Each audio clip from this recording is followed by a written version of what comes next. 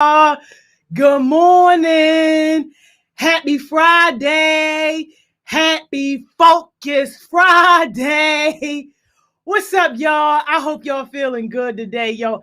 I hope somebody is ready for a great day at work today. Y'all already know we can't take no steps forward until we get our fave on here. Here we go. Good morning, Miss Simone. Miss Joni, I think you mean this. That ain't what I mean. Good morning. That ain't what I mean. We on the one hand count. Miss Simone, this exact time next week gonna be my last good morning to you, y'all. We don't have to do that. We don't have to talk. We're having a good Friday. It's a great Friday. Good morning, Heartbeat. We on the one hand countdown.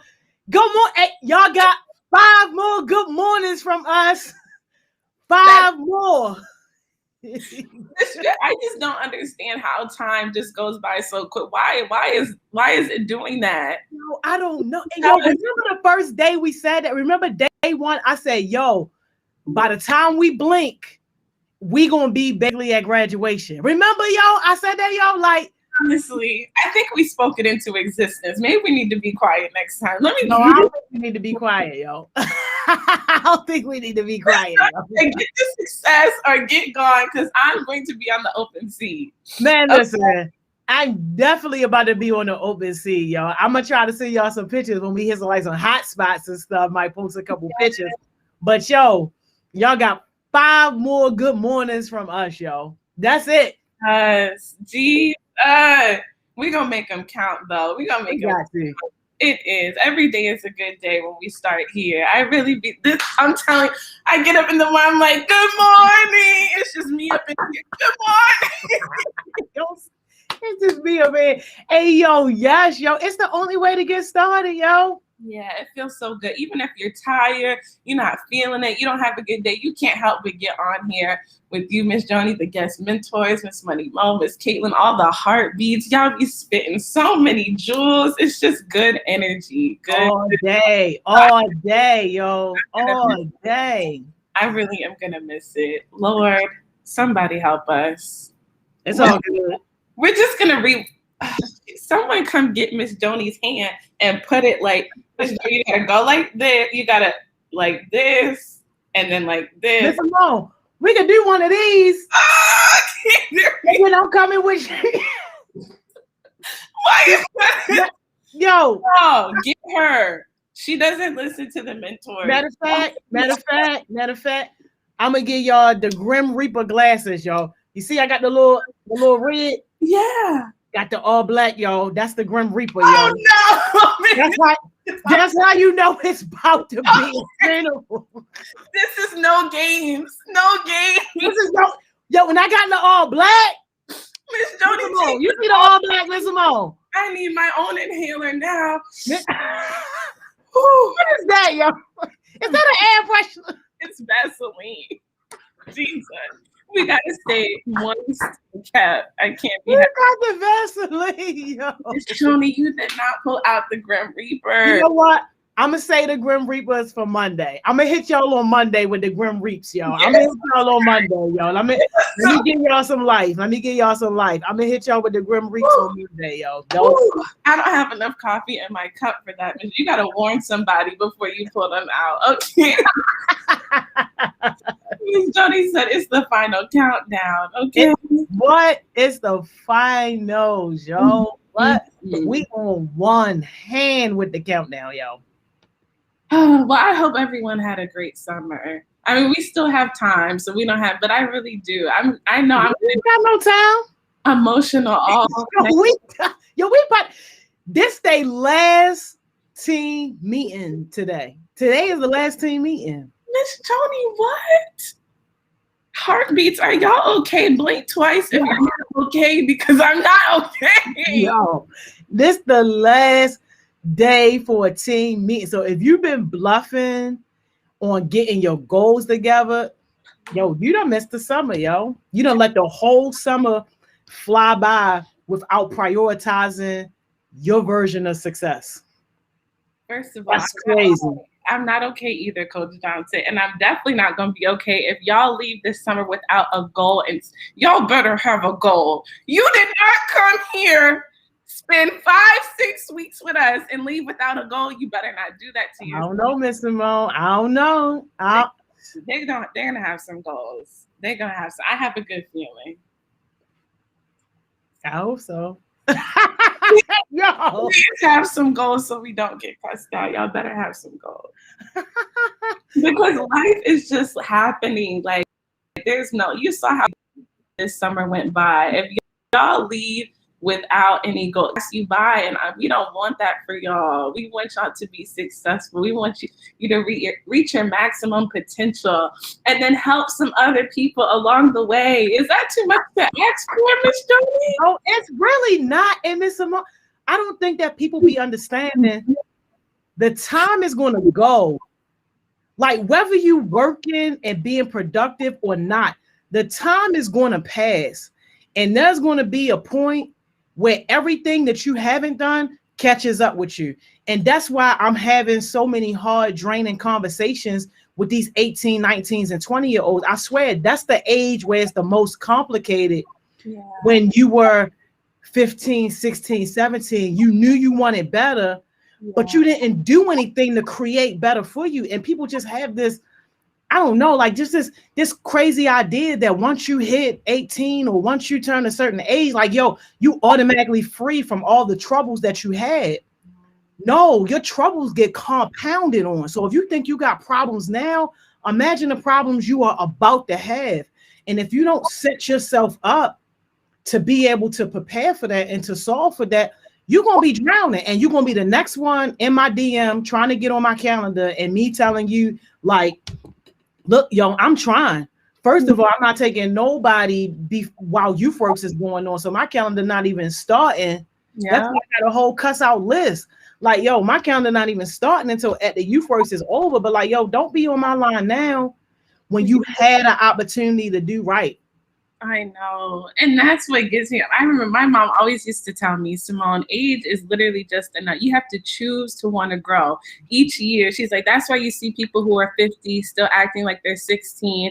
That's why you can see people who are 18 acting like they're mature, wise beyond their year. She's like, every day you have to wake up with intentionality that you want to grow and be better. And I was like, okay, Mom, I don't know, you're doing too much. But now I see exactly what she means. You got to want it for yourself, y'all, please. Like, if you want it for yourself, the rest will fall into place. It doesn't mean you're not going to mess up. It doesn't mean you're not going to have days that just suck, straight up. But you're going to feel so much better. It's going to be so much more worth it. When you can sit back at night, you know you got money coming in your bank account. You can be a blessing to others. You're not worried. You're not stressed. You can take breaks, be out on the open sea because you know you worked hard all summer going after your goals and dreams, and now you rest.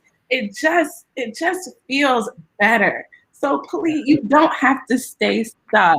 That is a lie from the pit of hell. You don't have to stay stuck. You better work because your life is too important. And it will go by quick. And you don't want to blink and be 25 asking for money. It's not cute. It's not cute. Please say it again, Miss Simone. Really is just, it's the broke bum energy. And then it's a never ending cycle. Then you start feeling bad for yourself. Then you start getting mad at everybody else. And then everything is just going bad. You have to see the beauty in things. Even if you have nothing right now, you still have something. You have a voice. If you can hear our voices, you probably got a phone, some piece of technology. You can do something. And those are the stories of the impossible. The people who be making a way out of no way. It gets me every time. I'm like, let me shut my little baby butt up. I don't have nothing to complain about. Let me type this email, let me run because the heartbeats done got up here. They done had trials and tribulations, and they can still get up here and share their story. Let me shut up and drink this coffee. Y'all be motivating me. So come on, Miss Simone. Okay. Come on, Miss Simone. You is preaching, y'all. It's the 5 days. It's stressing me.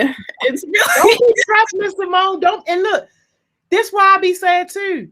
I'm not wasting my prayers on everybody, yo. I know that might be a harsh thing to say, But just like how you said earlier, you got to believe in yourself first. It's not enough for me to see your potential and for me to know that you can be great. Like, I've had too many heartbreaks trying to help people reach their potential, but like they just not ready to do it. So I don't waste my prayers or my time or my energy in those situations.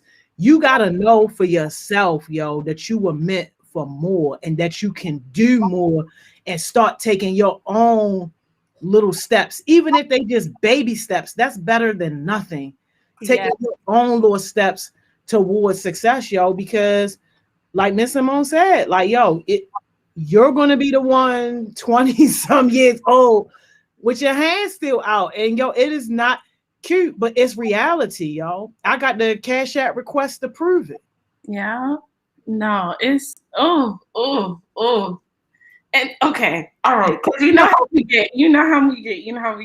But it just makes me think, because like, y'all, we live in a capitalistic society where they overemphasize the importance of money. So that means that there are people that know they want money and that means other people can't have it. They are betting on you to stay, sleep, to keep doubting yourself, to keep just thinking that life is just whatever, and I could just be, like Miss Jody says, people make money off of poverty, and it's disgusting because life is so much more than money. Like, you have so much value and purpose inside of you. Even the pain you can turn into purpose. They don't want you to know that. They want you to know that. To do nothing, actually get something about yourself and really be out here, because then they, Miss Joni, please. No, Miss Simone, because you preaching, yo. Let me cool you off, because you preaching. No, Miss Simone. And yo, you ain't even scratched the surface of talking about how once you get to a point in your life, like when you like really focusing in on your purpose and your value, the money is going to be chasing you. And imagine having the type of life where money is the least of your concerns. You're doing something that you love to do. It don't feel like work, and you are taken care of from a money perspective. So you're not even worrying about it because your little bills on auto pay or whatever. You got your checks rolling there, and whole time you working, but it don't feel like it because you are truly living in your purpose and doing what you were meant to do. Yes, because you started early. You started 14, 15, 16 figuring out what you want. You weren't just like, oh, I don't care about my life. You were doing a good balance of both. You were working hard and enjoying your youth. You were going for your goals and helping other people achieve their goals. You were really figuring out what you want, not what social media says you want, not what your parents say you want, not what you want.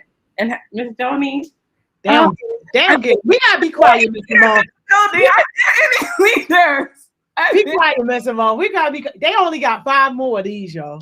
Okay. They only got 5 more, yo. That's it, yo. We gotta spread it out. Yo, it's Friday, Mr. Jones. It's Friday. This is my last, yo. This is our last. See you on Monday. Miss Joni, I want to bring up the mood. You're gonna have me in tears. That's suck them in, Miss Simone. Don't waste your tears. Don't waste your tears. Hold them in. I can't. Let me see your face. No. Oh, Jesus. Okay. We're gonna be all right. This is the last. I'll see you Monday. Hold your head up.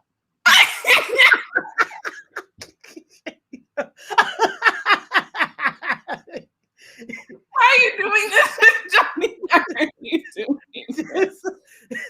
And you smart. You're gonna be on the open sea, so we can't even pretend to call you talking about some good morning if we wanted to. Can't call me. Straight to voicemail. It's not even gonna ring a thing. Okay? It's not gonna ring nothing. Well, that'll be good. I hope everyone does get to enjoy a little bit of this summer, just because, you definitely got to work hard, play hard. So I hope y'all do something fun and safe. Please be safe. Yes, absolutely. Yo, I love that, yo. Work hard, play hard. But if you ain't worked hard, why are you playing anywhere? You better be playing them books and them goals and them purpose and dreams. That's the only way to be replaying the success sessions from the beginning. Right? Right? To be playing. Go ahead and start all the way from the beginning and just run it back until you get some goals and some dreams. Right? Yo,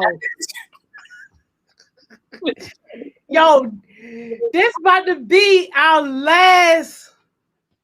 This time next week, yo, we be graduating. We be prepping for graduation, yo.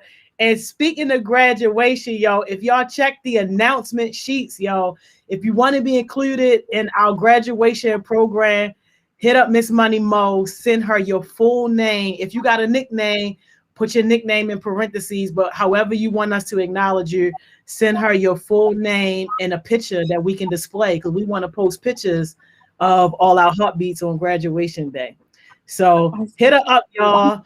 I put her information in the announcement, so you'll see people that got IG. You can DM her. If you don't have IG, you can send her a text message or an email, yo. But send that to her ASAP so that we don't miss y'all. We want to see y'all beautiful faces, y'all. That's gonna be so nice. I always love the certificates. Miss Mo be doing it. It's so don't she? Day. Don't she? And they getting a package, Miss Simone. A package? What kind of package?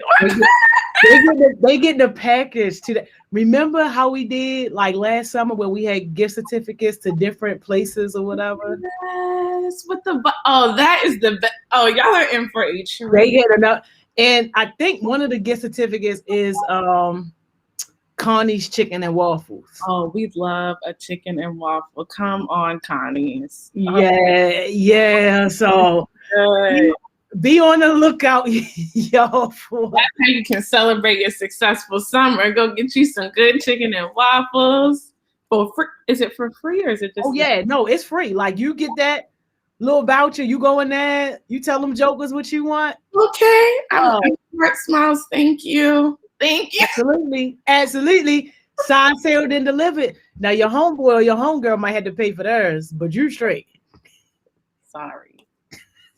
Let's go first so they don't see, or maybe go last. I think if you go last, they'll pay for theirs, then you come with your coupon. It won't be no problem. Won't be no problem, yo. Joni, I love it.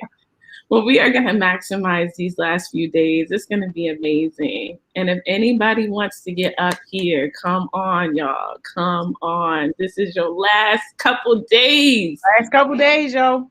If you haven't been on a session, please do it. You're going to thank yourself later.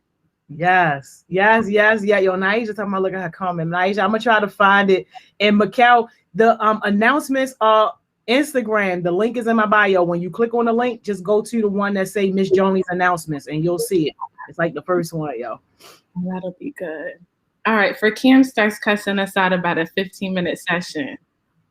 You can't say Cam no mind, because Cam about to go to Atlanta, Georgia on us, yo. She about to go to Atlanta, Georgia on us.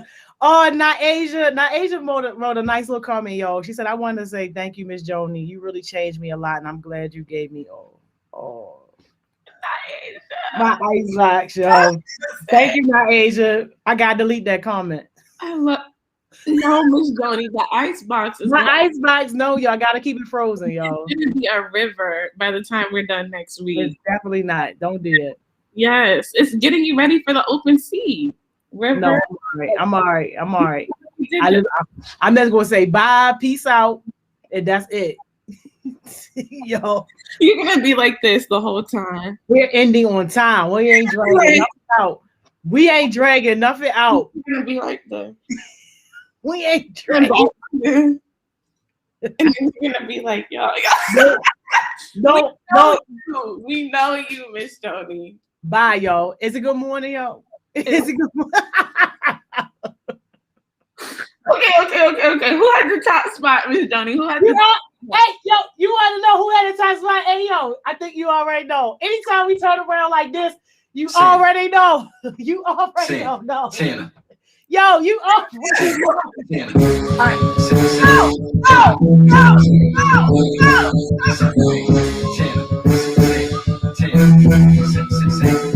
Go.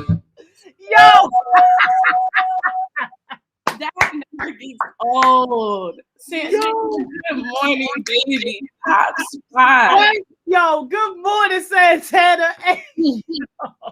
That is too much fun. Breathe in your success, and shorty. Woo! Feels good. Yes. We gotta hurry up and get through our good mornings, yo. We gonna speed like we did yesterday. Let's do it. All right. Frontline. Good morning, y'all. Good morning, Frontline. Good morning. Good morning, y'all. Always in the front. Never in the back. Good morning, Frontline. Good morning. All right, bye, y'all. All right. We on acronyms now, right? Young new leaders. YNL. Good morning, YNL. What's up, y'all? Good morning. All right, see y'all. Get out the way. All right. Youth built for success. YBS. Good morning, y'all. How y'all feeling? All right, keep the line moving. Time to go. No need. Better, brighter futures. Where y'all at? Better future, aka better, brighter future. What's up, y'all?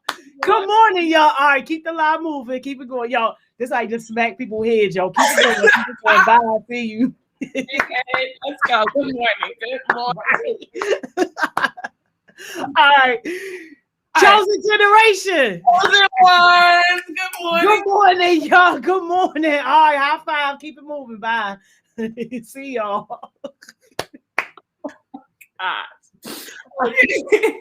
Who else? Biggest lesson, aka biggest blessing. Good morning, y'all. How y'all feeling? All right, keep the line moving. See y'all. Get out of here. All right. Ghetto Goon Squad. All the way from the crevices of East Baltimore. Ghetto Goon Squad. Good morning, y'all. How y'all feeling, y'all? All right, y'all. Peace out. See you. Keep it moving. Bye. Miss Joni, they didn't even get to the door yet, and you already told me. It's fine. They missed it, yo. We said it. All right. Anybody else? Yo, I think that's everybody, yo. New Heartbeats. Good morning. Good morning, y'all. Good morning, New Heartbeats. OG Heartbeat, stand up. Good morning. OG. Good morning, OG. Good morning, y'all. Heartbeat mentors. What's up, y'all? Good morning. Good morning. Good morning, mentors. We love y'all. Yeah. Oh, wow. Okay. Hey, yo, Ken said last year names was hard. You know why they was hard? Because guess who made them up? Period. Anything I put my name on gonna be hard, shorty. I did the names last year, didn't I? And you used to rhyme them too. It was so good. Every day it was like a new little. Maybe next year I'm gonna help y'all out, yo. Yeah, we'll do it. We're gonna keep it going and going and going. I can't wait. All right, we gotta let your company here, yo. No, before they beat me up, don't nobody want to get on here. Can they be like, can you please be quiet and let us on the live? Hey, yo. Good morning, D. Good morning, Santa. How y'all feeling? I'm feeling good. Yes. Good morning. Good to see y'all. So I want to come out and start with 2 more types of abuse. I had written them down from last night. D, I'm so sorry to interrupt you, babe. We just jumped right into it, and I wanted to set the stage. I never met Santa before, so I just wanted to say hi, and then I promise I'm gonna shut up and I'm gonna let you go because I know we don't have time. That man was like, "Come on, wrap this up." He said, "Let's get to the point." You know, he be coming ready with his facts, his stories. D, we love it. We love it. But let me just say how I never met you before. It's so good. Hi. Are you a new heartbeat? Yeah. Baby Heartbeats represent. Okay. Oh, it's Sunny. Okay. How do you Oh, pronounce you want me to say it wrong? Sana. Santa? That's what I said. I'm messing it up. I'm very sorry. I'm so sorry, Santa. Oh, Jesus. I'm going to be quiet. What team are you on? What team are you? What team are you on this summer? Oh, it's okay. It's okay. She on Team Heartbeat. That's all you need. Yes, that's what it is. Yep. Which one? YBS. Okay. Okay. Okay. You built for We the gotta time. send you the link. And okay, I'm gonna be quiet. This is a part 2 from Dee's first part 1 where we're talking about like unhealthy, healthy relationship abuse. So Dee, I'm gonna be quiet. Thank you for letting me interrupt and do your thing. So I'm gonna just do the definitions, and I was told to like lead, so I'm gonna just like start asking questions from that. So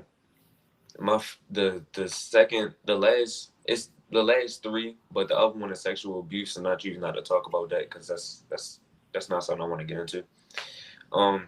So financial exploitation. That's when your partner or family member only use you for your money, and just they want to be like you, so they try to leech on to you. You could probably say that kids kind of do it, but we don't really have a choice.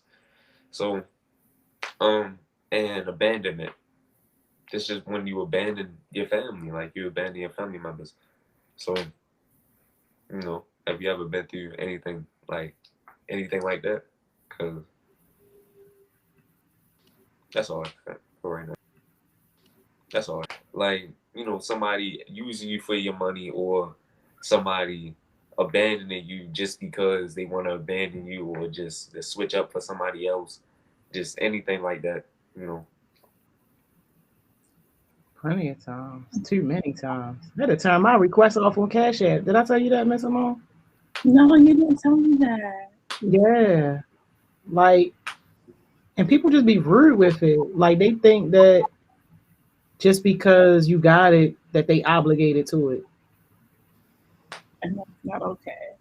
Not okay. Not ever okay. What about you? I'm just messing your name up, baby. I am so sorry. I don't know why. I think I'm just. But I want to know. Yeah, there was a friend of mine who, well, I'm known as a person who usually has money because of my parents, and they always get what I need because they value what I say. And like, if I need something, they will get it for me. And there was a friend who would always exploit my money for like their game or something, because if they wanted something on the game, I would get it for them because I value that friend. But then they started using that much. They kept using me to use my money. I had a little small situation, and like amongst teammates, and what you call it abandonment, or I would say neglect or emotional abuse. So all these, it's mind you, it's a team for the boys and it's a team for the girls. So one of my friends had gotten in a relationship with one of the teammates who's a female, and everybody on my side, they was all like, "Oh, we don't approve this, that, and the third." And then like they talking about him in a group chat, like your girlfriend ugly, your girlfriend this, your girlfriend that. And then mind you, I'm in a call with him, but I'm not saying nothing. I'm just listening to what they saying. And then he asked me for my opinion, and I say they was like your girl cheating on you, or they say, oh yeah, his girl is cheating on him, this, that, and the third. I'm all like, that's not none of your business to be talking about. You feel me? You gotta let him find out that for himself. You can't just be all up in his business like that. Like that's his girl. You don't got no business trying to say, oh, I don't like her. Like that's not you feel me? You don't got no say in it. That's no say. Just let the man be happy. Let the man find out for himself. You feel me? If he don't find out, then that's none of your business. I don't understand that. Yeah, that's messy. Hey Zion, good morning. Track star. Hey, D, I don't like how you asked who gonna be in the session on Friday, and I didn't even get the link. I sent it to you. Did I not? Must have been a wrong page or something. But let's get back into the conversation. No, it's okay. Go ahead, Zion. We talking about the financial part, right? Yeah. Okay. Oh, so it was when I was like, it was like a couple years ago, whatever. I was young. So I remember when I had this little relationship, I thought I was, and then that's when I realized, like, when I was in middle school, my mother stayed bringing us to school with snacks and things like that, or whatever like that. So I would always get like this girl. She'll ask me to get her like food and things like that. Mind you, it wasn't with my money; it was with my mother's money. But it's the same thing. So I realized I was like, yeah, no. So then it was only a couple weeks, so it didn't matter. Like, but you always ask me for food, da da da da. And you have to realize, like at the beginning, when people using you or whatever like that, because if you don't, they're gonna like really drain you out. And I was just talking to somebody, even when it comes to family and friendships and stuff, like people gonna keep asking you. And when you go broke and things like that, nobody's gonna talk to you, nobody's gonna be there for you, or even have no small talk conversations. Because if y'all don't realize, when somebody asks you for something, they always start with a small talk conversation and they be like, oh, can I borrow or can I have this? And it happened to me like a lot. Definitely last summer, like after youth race end and my money was gone. During the school year, I did not have no friends or nothing like that because they took my money and ran, y'all. I'm telling y'all. And I'm telling y'all from experience. So yeah. That's small talk, yo. Okay, trying to butter you up. Y'all touched on so many good points. I just wanted to add, because y'all are valuable and people know when they're connected to success. So don't be afraid to exercise that power of no. Okay, because the moment you say no and someone acts a whole fool, that it tells you exactly who they are and what kind of value they're going to bring to your life, or what kind of draining energy they're going to bring to your life. And the only other thing I want to say is, especially in relationships, y'all, it's so important to be financially independent. Like, you do not want to put all your power relying on somebody else's finances, because then the power dynamic becomes very unhealthy. You're dependent on them, and then it's harder to get out of a situation if you are. So that's why we stress so much to get your bag so you can do your own thing and leave when you need to leave, and set the boundaries when you need to set the boundaries. Hey, Big 16, it be the good morning, beautiful, yo. Oh no, not good morning, beautiful. And do people do that, y'all? I'm old and they doing it to me, so I know they getting murdered with it. Yeah, people be talking about some good morning. But can I have some money? No, they have small conversations first. You're like, how's your day? Oh yeah, I'm going to do this today. I'm going to do that. They really do it like that. And then the sad story, though. Yes, like, oh my God. Said Grand Rising Queen, not the Queen. It's the Queen for me. Yeah, yes, yeah. This is so bad. It's the broke bomb. It's the broke. Yo, you get the whole backstory, yo. That is a mess. But I also wanted to ask y'all too, because I know like y'all have peers that definitely probably ask y'all for money. And y'all were talking about family members and older people, because that's another thing that I like. This whole sugar daddy, sugar baby culture, that is dangerous. Do y'all feel like older people be trying to get y'all with money too? I'm going to be honest with y'all. My older sisters and my mother, boy, yo. Don't expose me. I'm not exposed. It's okay. But they do it, so it should be. I mean, my mother, she's not that bad or whatever like that. Not anymore. Not anymore. Okay. But my older sisters, they just like, they really have small talk conversations with me and be like, oh yeah, I need this for this thing. I'm like, and my older sister, she have a son. So I always feel bad if I don't give her nothing. And I feel like Miss Johnny's. Yo, the Grand Rising. Y'all are so funny. And so I'd be like, okay, it better be for, I'm not going to say his name, but it better be for blah, blah, blah. And she's like, yeah, I'm about to get him some shoes, whatever like that. I'm like, okay. And then I just give it to her. And then my father, every time he fuss at me for that, because he'd be like, that's not your responsibility. It's no need to feel bad. That's his mother's responsibility. I'm like, yeah, child. Yeah. Oh, that's real nice. Gotta set the boundaries with the family too. Miss Joni, are you okay? I'm not okay, yo. I'm not okay. Cause the truth hit too hard, yo. Isn't it too hard? I just cannot, yo. I'm not okay. And tell me to stop putting it in the comments, yo. I die every time. In the comments. Because the Grand Rising is a trip. D, this is a great topic and it's so necessary. And like some people really be getting tripped up on that. Like they be thinking the person really care about them and end up cash having them. It's a lot of people that just go around using you for money. Like that's crazy. Like y'all be safe out here. Please be safe. Talked about D, give us all of them, prime and this time with the unhealthy relationship. What are the ones that we should be aware of?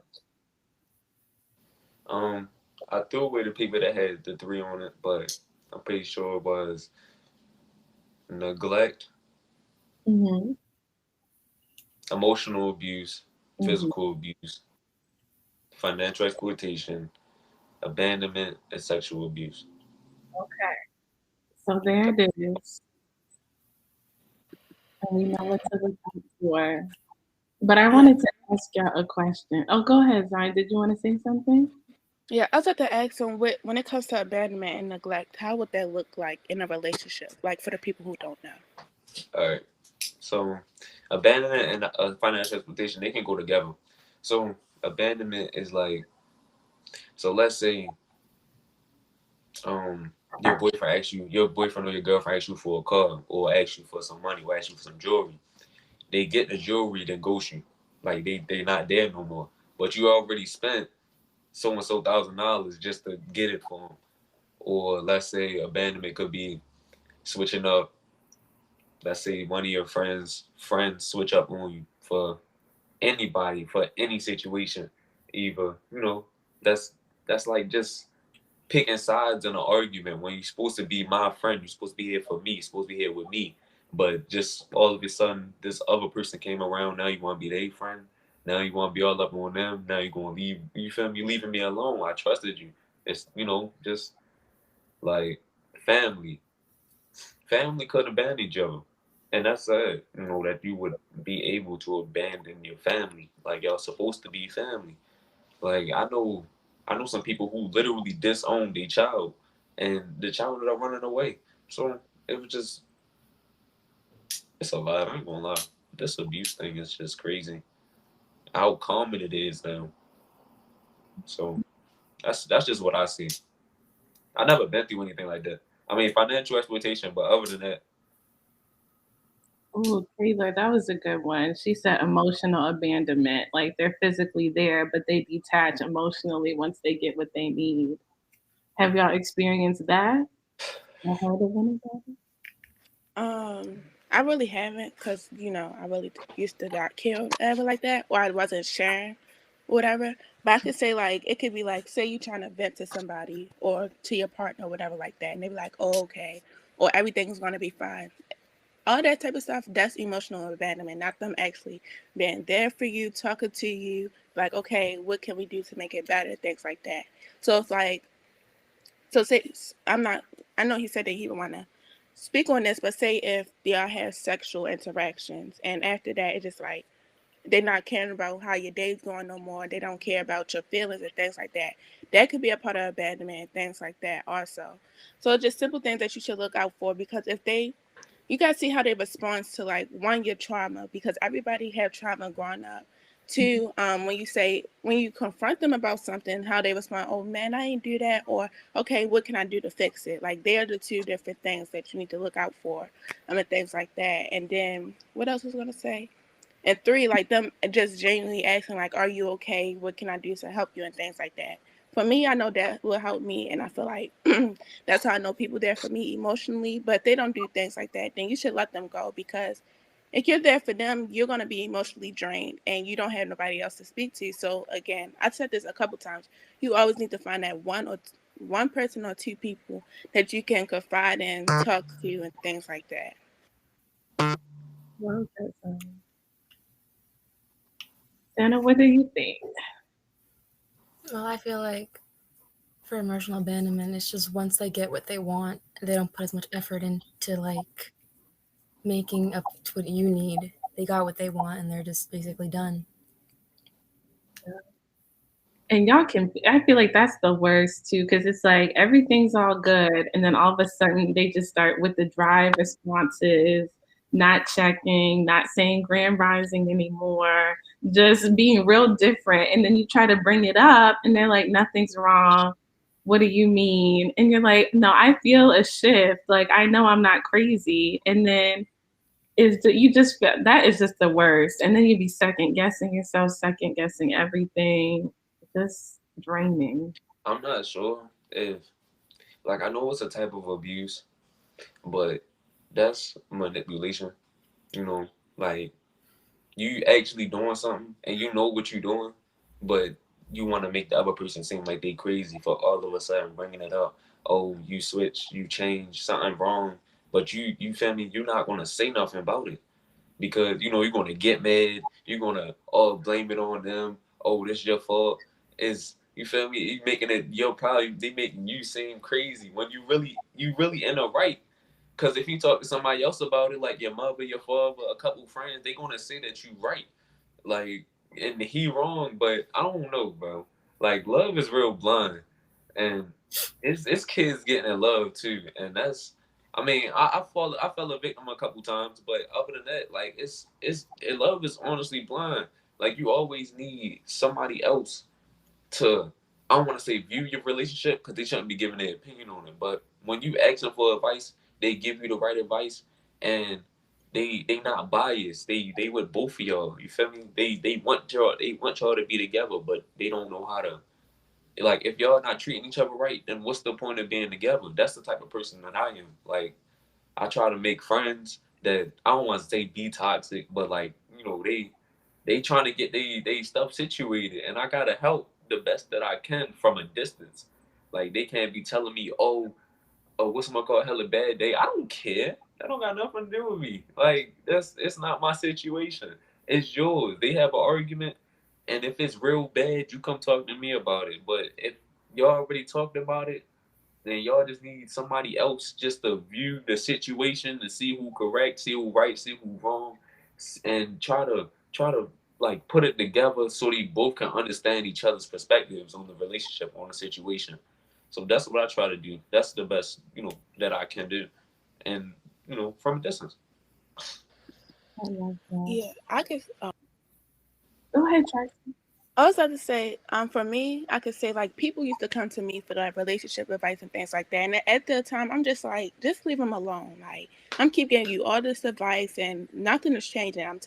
If you come to me about a relationship, a friendship, family member, I'm gonna say communicate, talk. If you don't listen to that, I can't help you no longer because I'm not in that friendship, relationship, or anything like that. So I can't tell you how they feel, and I can't tell you how you feel because I'm not in that situation.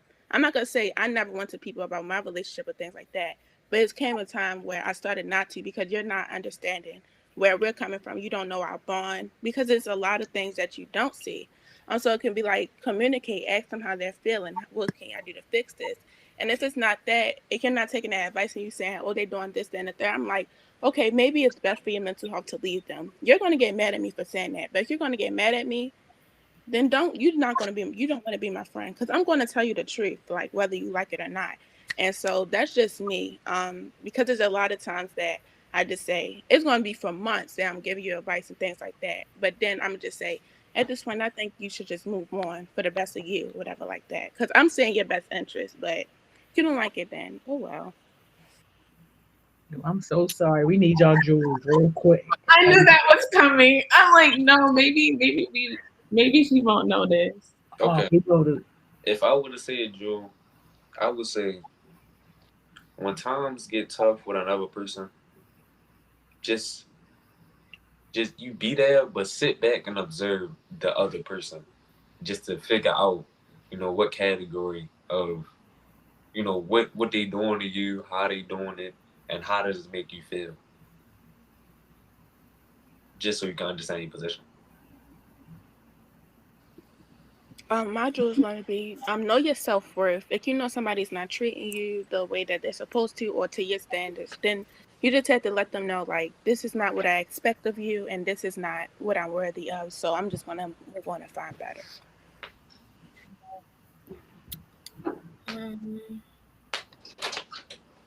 I guess that abuse really starts with yourself. You need to understand that you're letting this happen to yourself, and that, like, sometimes you need to find what you need, and if that doesn't work for you, just let it go. Thank y'all so much. This was so great. My is just love yourself first. No one can love you like you. I hope you have a good Friday. Be great. Yes. Thank you so much for this. I'll see y'all later, Miss Simone. It's my last time saying I'll see you Monday. Bye, guys. Love y'all. See y'all. All right, y'all. Go ahead and take your break, y'all. I see y'all back here at 11.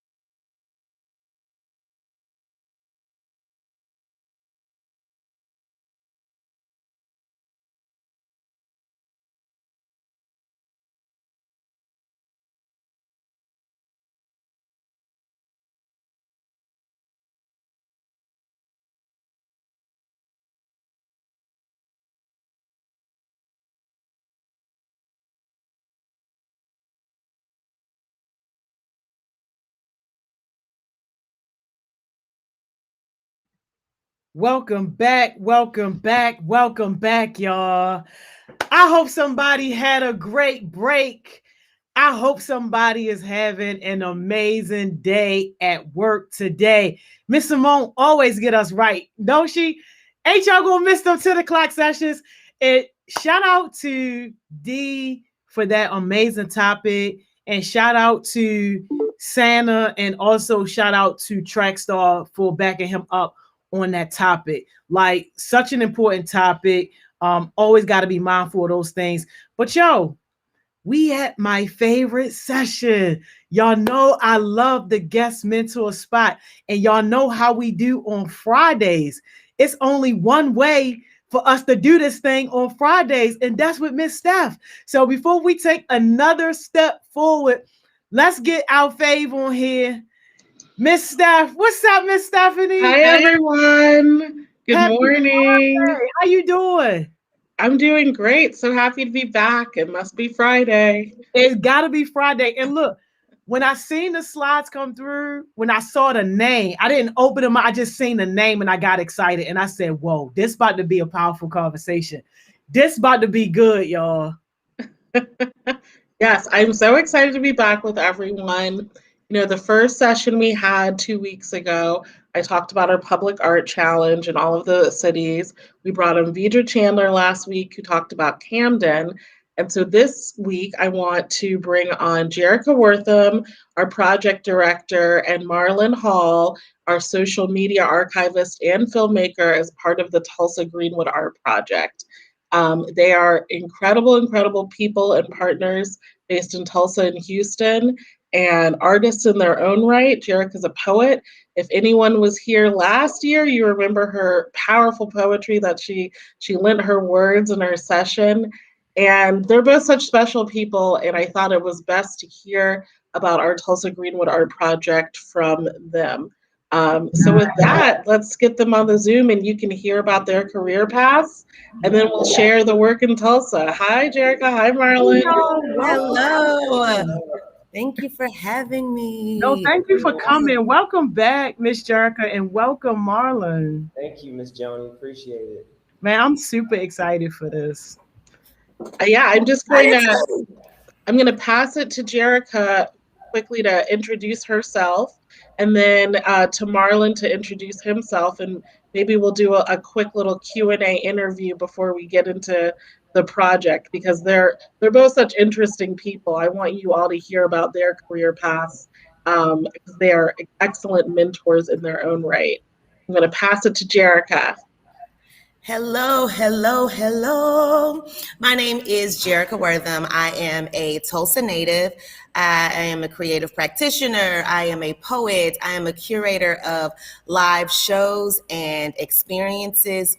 And I am also project director for the Greenwood Art Project, which was and is a citywide art project that was powered by Bloomberg Philanthropies. We had $1 million to put up a series of installations all around Tulsa, Oklahoma, to commemorate the 1921 race massacre. And it has been an absolutely phenomenal experience to see the community come together and build art. But outside of that, I just do lots of things, have a scholarship ball, publish books. Again, said I was a poet. So I just do a few things, but I know we'll get more into it in detail a little later. Yes, and if you want to drop something on our head on the poet tip, you can definitely do that. Marlon, please Miss introduce Joni, yourself. You definitely don't want me, Miss Joni, to drop nothing on the poet tip. You don't want me to do nothing but drop the mic before I even start. That's what you want. My name is Marlon, and first I want to acknowledge Jerica and Stephanie for being amazing leaders in the world, leaders who lead me and who take footsteps worth following. I'm so grateful for y'all and for your leadership, Miss Joni. I am Marlon, and above all things, I'm a daddy to a Phoenix, a 10-year-old little girl who is a physical manifestation that dreams do come true. And beyond a daddy, I'm an anthropologist, cultural anthropologist, visual anthropologist, which simply means that I use pictures, both moving and still pictures, to tell stories about the heartbeat of a people. a place, a moment in human history. And for the Greenwood Art Project, I'm the social media archivist and filmmaker, which means that I make films about the progress of the project as it moved from the pain of the past, the possibility of the present, and the awakening of the future that the Black Wall Street community is still experiencing. And I'm so grateful to be living here in Tulsa as a Tulsa Artist Fellow. I'm also a Fulbright specialist. So those are just the things that I am and that I like to do. Well, Marlon, how did you get started in the arts? How did you get started on your path as a Fulbright specialist, how we know you today, and the beautiful social media that you've created for the Greenwood Art Project, as well as Google Arts and Culture? Wow. And Bloomberg Connects Mobile.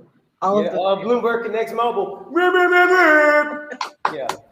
Everyone download. You know, Stephanie, I am the son of an educator. My mama taught grammar, middle school grammar, and of an upholsterer.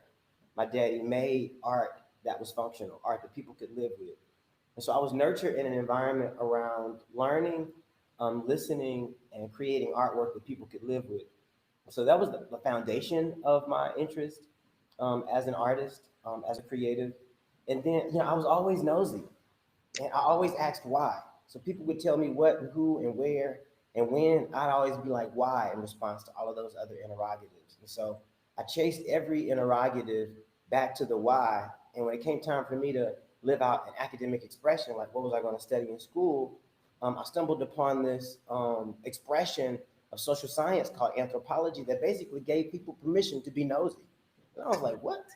I can be professionally nosy for the rest of my life and make pictures and movies and tell stories as a result of my nosiness? I think I want to do that.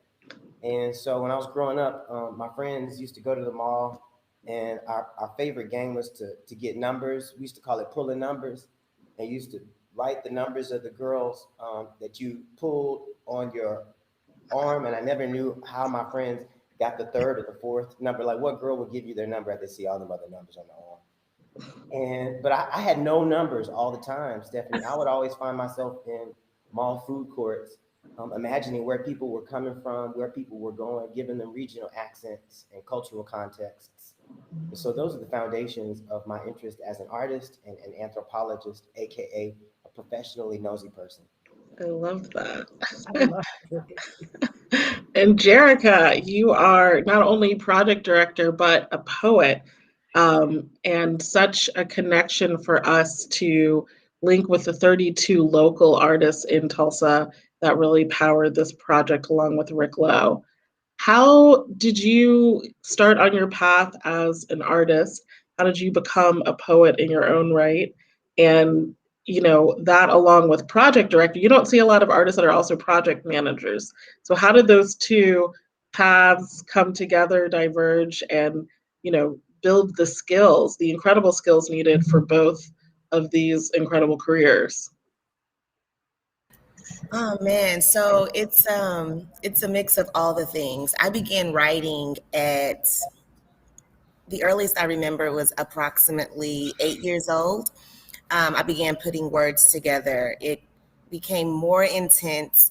When it was? I just really had a light bulb moment. Listen, you all get this fresh off the press. It happened after reading Mildred Taylor's Roll of Thunder, Hear My Cry. And you notice in that book, she has Roll of Thunder, Hear My Cry, Over the River by and by, Old Man Coming Down the Line. So I was like, she's a little girl and she's writing. I can write too. And so I began writing out. That is so funny. Okay, anywho. And I began writing out just my thoughts and how I was feeling about the world around me and how I was processing those things. And so as I continued to grow and develop in middle school, of course, you have all of the feelings, all of the hormones, all of the thoughts going through your head. You go through high school. So now I have all of those feelings, all of those thoughts, all of those hormones going through my head.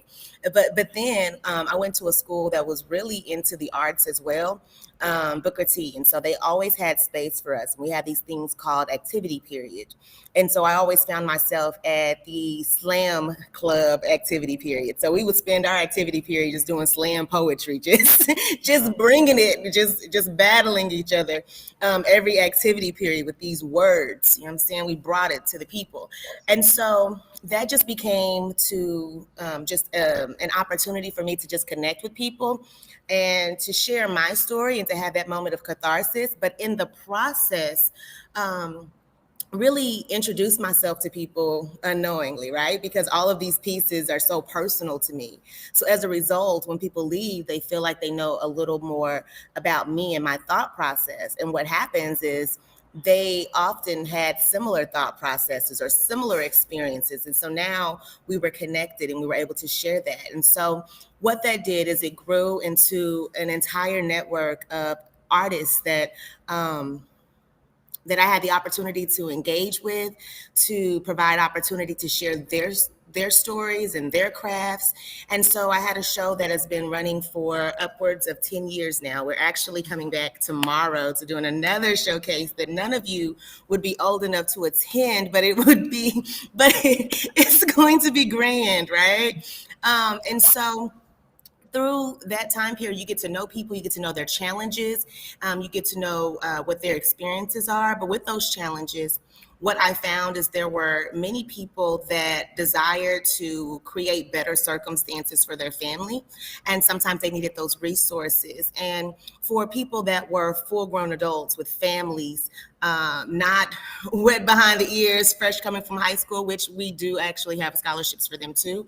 But I wanted to create financial opportunities for working adults, real people that just like, I don't have time for a four-year university right now, Jerica. I just need this certificate so that me being a mechanic is legitimized and I have that certification and I can now get hired by professional spaces. And so all of that just kind of married itself into this hybrid of community engagement, community activism, arts, humanities, just really allowing space and creating space for people to share their stories. Part of Tulsa's narrative is silence.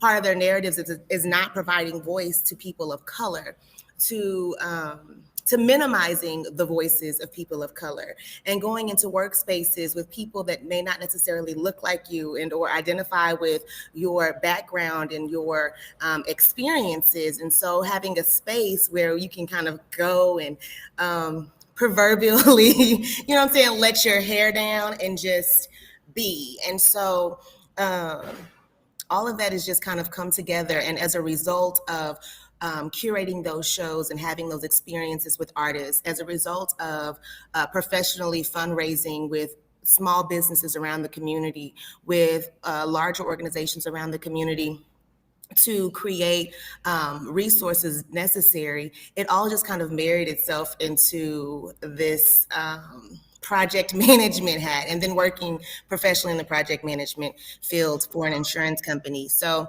all of those skill sets just kind of blended themselves together into this beautiful, beautiful opportunity to marry artists and the love for arts with the practical, what do we need to do next to make this vision come to life? So all of that. Jerica, you said a lot. You gave us a lot of pearls of wisdom. So I just want to briefly recap some dynamite things I heard. One, read. Everyone should read. It's the best way to travel, learn, develop empathy for other cultures. Especially right now, we can't really travel. It is the best way to visit a new place. I too read Mildred Taylor's Will of Thunder, Hear My Cry, the trilogy as a child, and it was so incredible. I saw Donovan shouted out in the chat. And also looking in the place where you are, looking around and giving back was a real through line in everything you said. And that's absolutely what Miss Joni has done with Heart Smiles. So we all benefit from that. And I just want to say that your ability to connect with so many different people within Tulsa was a real strength of our project, because it was like by the people for the people. And there was a huge element of trust because not only did you have so many relationships, and we'll get into this later, but you developed even more relationships through the project, creating an ambassador program and just making sure that everyone knew that this project was for them. Like the audience was truly everyone. Marlon, I want to hear more about the work that you're doing as part of your Fulbright and the journey as a Tulsa Artist Fellow, because you were originally from Houston and worked with Rick Lowe at Project Row House. Yeah, I am from H-Town, and I met Rick through this anthropological study that I was doing in Houston around this idea of cultural amnesia, which means that some communities get hit with political or cultural violence that is so traumatic that that trauma can knock the memory of their greatness out of them. And when we forget the greatness of the past, it's really hard for us to be rooted in the promise of the present and certainly not pulled by the promise of the future. And so, Stephanie, can I tell you a quick story? Please. Miss Joni, hey y'all, can I tell y'all a quick story? I want to hear it. Yes, we need it. Marlon brings it. I can see, yes. I'm just saying, I was taking a group of artists, educators, and social workers from Houston to cross-pollinate with the like in Nairobi. And the name of my project was called Social Imagination. We hope to imagine a better world in Houston by cross-pollinating artists with the like in Nairobi, Kenya. So I did that for about 7 years, thought that it was hugely successful until I met this dude named Jimmy Oganga. Everybody said, you gotta meet Jimmy. He's a curator of human potential, but also of art. And I sat down with Jimmy and I pitched him the project, just like I told you about it, to catalyze imagination in Houston and in Nairobi by cross-pollinating artists and educators. And he lit this cigarette, y'all. And as he lit this cigarette while I'm giving him my pitch, he pulled the cigarette, as my big mama used to say, from the rudder to the tutter. He smoked the whole thing. And without words, blew the smoke in my face. And so right before I punched him in the throat, I asked him why he was resistant to my idea of social imagination, even though we had been doing it for 7 years, so I thought successfully. And he leaned in close and he said, unfortunately, I cannot help you with your imagination project. He said, because memory fuels imagination. He said, we have been educated toward Europe and away from Africa, and the trauma of colonization has led us to forget the greatness of who we were. He said, Marlon, as he touched me on my right knee, we cannot imagine the greatness of the future without remembering the greatness of the past. So in that moment, my work as an artist, my work as an anthropologist shifted. And I began to explore even the personal trauma that I've experienced, y'all, that's kept me from the memory of my past greatness, that's going to inherently keep me from imagining future possibility. And so that's what I do with my artwork. I go to places where people, my artwork and my anthropology, where people may have experienced some kind of political or cultural violence in their communities. And through my filmmaking, through my storytelling, through my picture making, I allow my work to be both a mirror and a window. A mirror through which the people can see the greatness of who they are through the past, but also a window through which they can imagine the possibility of the future. And so as an artist, I'm in the art of making windows and mirrors, man. And so that's my Fulbright work. I'm working with United States Embassy in Nairobi, Kenya, and I'm also going to be showing at the Venice Biennale in 2022. You better go. Yeah, huge. Just to let you guys know, that is the preeminent international arts festival. And girl, I'm so hyped. That's amazing. Congratulations. Thank you. Marlon has created such beautiful visuals for the project, photography, video, mini documentaries that were screened as part of the opening. He has a lot of mini documentaries that are on the website and the Bloomberg Next mobile app, and it's just incredibly arresting work and really showcasing people who are in Tulsa, from Tulsa. I've been working as artists for a long time in Tulsa, and he really gave them their shine and gave them a huge platform. So we appreciate all of your work. Yeah, well, thank Jared for anything that I have done in Tulsa. Thank Jared. Let me say this too, like, you know, for all of you who are women, watching this call, the future of leadership will be led by women. Women know how to hold and deliver life in a way that no one else can or will. And so I am so proud as a man to acknowledge that Stephanie and Jerica are my leaders. And that is another like really wise thing for us to begin to welcome, is a new way of understanding leadership that will lead us into the evolution of what's next through women-led leadership. So I appreciate y'all. Thank you. Thank you. I love it. Well, I can't think of a better way to segue into the slides so you guys can see some of this great work that we have been talking about. So Ms. Joni, you could help me bring up the first slide.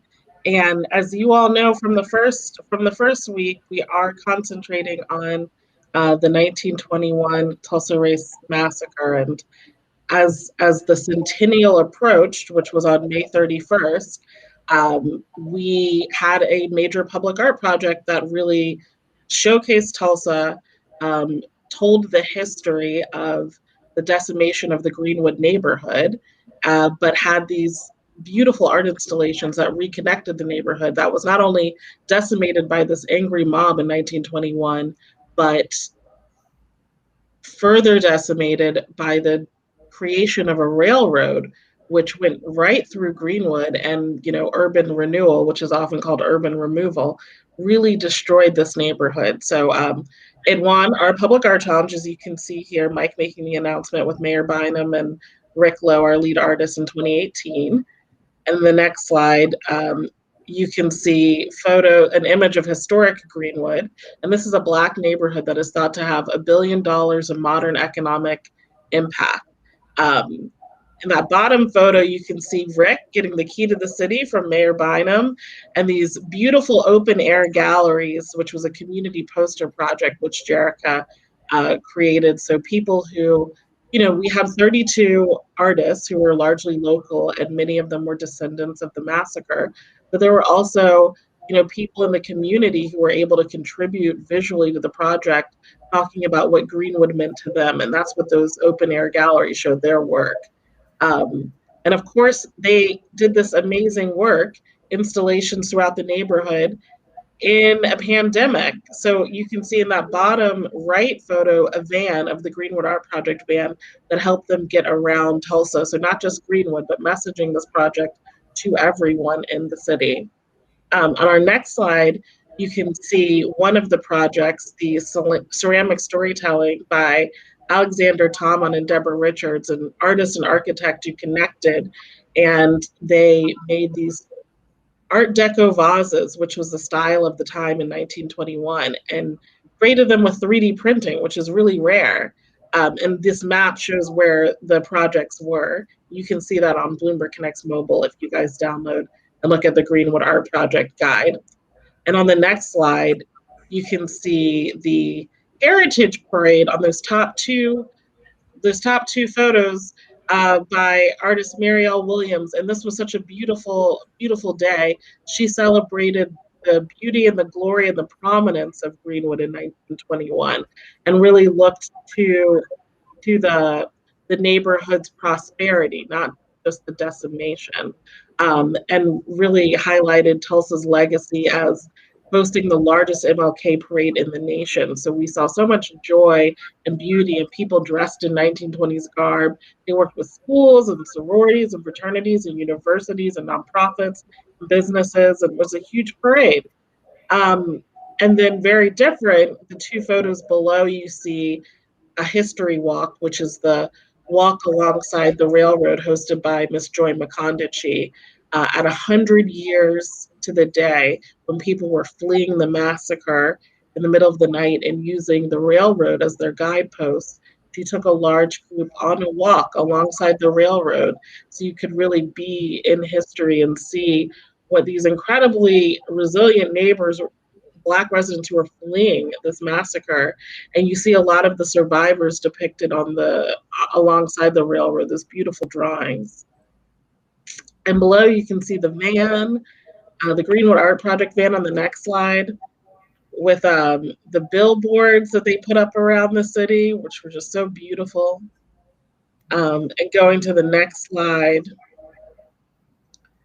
you can just see more of Greenwood around the city. So there's Jerica with Viola Fletcher, who was the eldest survivor of the 1921 race massacre. And we did the mini documentary screening at a drive-in, so like very socially distant, had a welcome message from Mike. The entire city lit up in green, thanks to Jerica and the team going to businesses asking them, will you support this project? So in honor of the project's launch, the city of Tulsa was lit green. And then this is one of the project ambassadors with construction workers who were passing by. They created a storefront. So a lot of those posters that the community made, you can see those on the wall. That's actually where Jerica is sitting right now. And you could get catalogs that the team created, find out more about the history of Greenwood, but also learn about the Greenwood Art Project. So it's just, again, a really incredible community engagement. And on the next slide, you can see the Pathway to Hope, which the team created, which shows really the legacy of the impact of the project, taking this highway and making it like a beautiful walkway for the community rather than just something that cuts through. And then going down this side, you can get a taste of Greenwood Art Project and one more below. If we go to the next one, I just want to show you this great billboard. I mean, they have billboards, 5 billboards around the city that just tell everyone May 26th, Greenwood Art Project is coming. And on the next slide, we can see, again, the Greenwood Art Project van get a better zoom in, and they did a partnership with PBS, American Portraits. So there's videos on PBS of the project and the artists who collaborated, and it just shows like mobile art, like we did these public art projects, but the Greenwood Art Project van in itself was art. So we can actually pop out. Here's another project that you can see, Greenwood Imagine, that was done at AHA. But we can actually pop out of the slides. I just wanted to give you guys a taste of what we were talking about.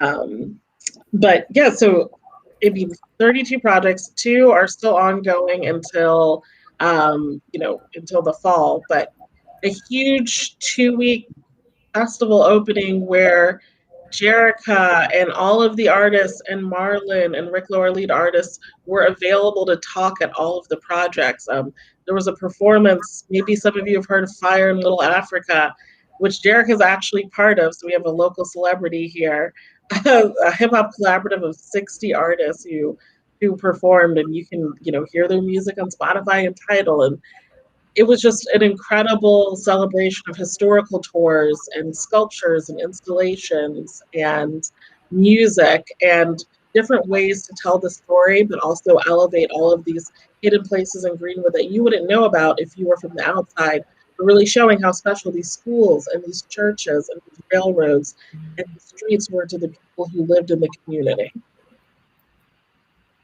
But I'm going to pass it to Jerica and Marlon, since they were on the ground and developed the project. If there's anything you want to add and get into about your experience working on the project and any of the installations that resonated with you. The process was a joy, mainly because it was so much community involved through every piece of the process, from the conceptualization of what issues were the most important to hit, what they would consider success as a result of this project, and then even in involving them, just making sure that every project proposal that we received was a citizen of Tulsa, or an Oklahoma resident, or an artist fellowship, like an artist fellow here in Tulsa. So every person that participated in this project was either a native Tulsan or had direct ties to the city of Tulsa at the time. And so to go back to that, for us, by us, it was the city of Tulsa being able to tell this story from their perspective, in real time. And so I believe that they took a lot of pride in that. Those that were connected to them, their individual networks, took a lot of pride in that. And then also the care that we took to make sure that our senior citizens were not left out of this process. That was going into the nursing homes and receiving artwork from many of them. There's art here on this wall that was created by a 90-year-old lady in a assisted living home facility. There were artists that were not necessarily technologically savvy. And so it was making sure that we're able to hold their hand and walk them through this online application process, because that would be intimidating to know that I have to go online on this computer. Like, I don't mess with computers. So it was the extra step, the love that went into making sure that these intricate members of our community were not left behind in the process based upon their technological skills. It's, making sure that they know how to submit their W-9s, which is not even anything that anyone would really think about, but just the little things. It's I'll bring this over to you and I'll scan it in for you so we can make sure that that's taken care of for you. It's that extra step. And people are your greatest asset in positive publicity, right? And positively impacting an organization, because even people who do not know me directly, they know that I treated their grandfather well, or they know that I treated their grandmother well, and that resonates with them. And so when they think of the project, they think of the love that was poured into that particular family member. And that begins a positive ripple effect as far as the community being involved in the process. And so that was great. American Dream, of course, one of my top picks, just the way that it's an installation in the middle of a forest, so to speak, or a natural reservation type space. And it was in an open field. It is a tent. And what happened is Sarah Ahmad is originally from Pakistan. And so what she did is she mirrored the experiences of the refugees in Pakistan living in tents with those of the residents here in Tulsa, Oklahoma, who were displaced from their homes due to the massacre and forced to live in tents throughout the summer, throughout the winter, and really not having too much protection from the elements. And so really having the ability to mirror those experiences and talk about how all of it is connected and how we're more connected around the world than we even realize. The Century Walk, of course, having direct descendants here marching the same trails that the descendants or the ancestors before them had to walk in the middle of the night in pajamas, barefoot, just to get to safety. Absolutely phenomenal experience. Teresa Dooney, she has a documentary, Black Wall Street, and she literally had live footage from that was documented by her father here in the 40s. What was it, the 40s or the 50s, Marlon? And so you get to see real life people in the Greenwood district at a time that it was thriving, when you could see people of color looking like magic. And this is a Tuesday and we're walking down the street and you get to see the businesses, you get to see the life, you get to see the joy in their faces, you get to see, again, Black people, Black peopling, humans being humans in a space.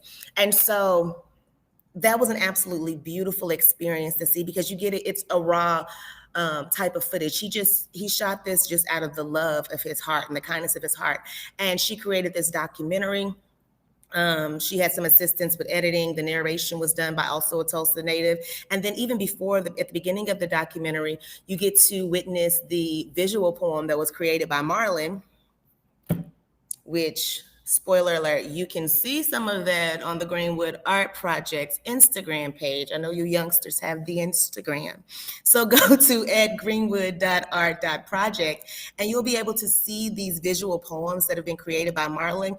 And you'll get to get a taste of Miss Teresa Dooney, who, again, absolutely beautiful, beautiful, tear inspiring documentary just to see the livelihood of these people. And while it wasn't necessarily a specific project, it was presented as such. Art Instagram page is a piece of art in and of itself, period. Point blank.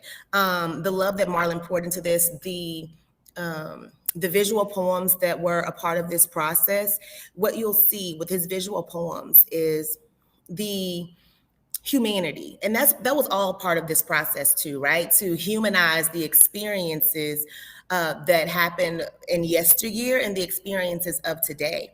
And so the more that you know about these human beings and their lives that they have lived, the more intrigued you are to know about the arts that they're going to create throughout this process, the more intrigued you are to know about the stories that they have to tell, what their history is. And so he did a beautiful job laying that out. Go follow that page, look at the things, look at the visual poems. And there's so many. I love dropping. That's okay. Yeah. You love which one? That's okay. That was great. I can go all day. I'm so proud of these artists. Well, I want Marlon to answer the same question, the installations that resonated with you, and then I'm going to turn it over to Miss Joni for questions. Of course. I mean, it's prismatic, like it's a prism. You know, you hold the Greenwood Art Project up to the light, and there's so many different reflections of beauty that will shine through it. One of the things that I love most about the project is twofold. I love that it's like it's a re-narration. It's a counter narrative to the story that's being traditionally and largely told about Tulsa right now, and that it's a story of doom and gloom. The footage that Jerica spoke of, that Miss Theresa Dooney's father captured, was after the massacre.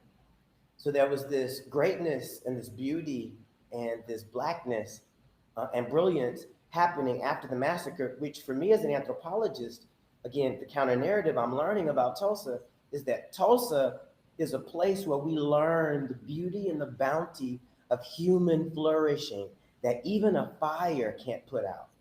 Like, what makes us most human is an impenetrable force that cannot be burned nor killed. Right now, where I sit, where Jerica sits, we feel the ancestral presence buzzing beneath our feet as we acknowledge, man, that there's something here that is resilient. When Black Wall Street was burned, it may have been vicious, but it went viral. People traveled all over the nation. And there are lineages of folks who left Tulsa in LA, in New York, in Chicago, who are continuing the legacy. And so our project was not a project that had its back to the future and its face to the past, crying. Our project stood with its back to the past, recognizing that the past greatness supports us, but with its big toes to the future, recognizing that there is still yet somewhere for us to go. And so that's what I love about this project, is that it's not a project just about the historical horror, but also about the human possibility inherent in every person that's most visible in Black folks' story in America. You know, it's just that you see it better in the story of being Black because of what we've had to endure and overcome. Thank you, guys.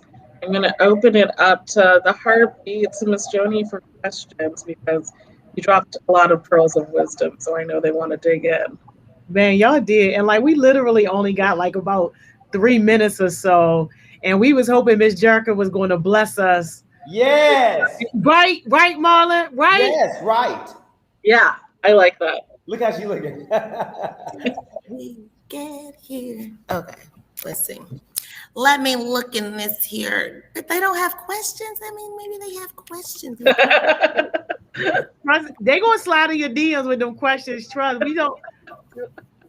Well, find me on the Instagram, lyricist turned mogul. Again, lyricist turned mogul. See, look, they already saying it. Bless us with a poem. That's right. Yes. See, they know.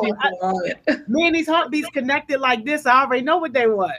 They know what they Excellent. want. Okay, I'll do my love letter to Greenwood for you all. Yes, nice. We were everything we needed, seated in Ujamaa and Imani. Faith got long legs and no eyes, but they had vision for that Greenwood Ave on Redman land, that brilliance built by a Black man's hand. Legacies. of a dreamland that became the blueprint for hope meeting manifestation, heritage on every storefront, resilience in every brick. So brick by brick, this mortal became mortal. This right here became a living thing. Marlboro Fatodi said that Greenwood was the body, Black Wall Street was the soul, and I imagine for the generation post-slavery utopia, where breathing came easy, because God blessed the child that had his own, and we own all this. Imagine that. Negroes running things. Greenwood was like the boardroom meeting the cookouts. Nuclear family meets community. United on some June nights under the groove, getting down just for the funk of it. Black Wall Street. Well, I heard Steph say that everything is us, and I believe it. Hey, yo, View, there's a fire in Little Africa, started from a spark. Gurley, Stratford, Franklin, the pioneers built fires, smoke signal that opportunity awaited in old Tulsi town, Tulsa, where that fire spread to 35 city blocks. A city on fire with excellence and expectation. A city on fire with lucid dreams turned reality. A city on fire because jealousy burned in the hearts of those from across the railroad lines. I thought I heard somebody say you used to be able to run south to escape that. So in a matter of hours, thousands homeless, lives lost. In a matter of hours, things change. The fact of the matter is that Greenwood is what humanity looked like for those that had to stretch to find it.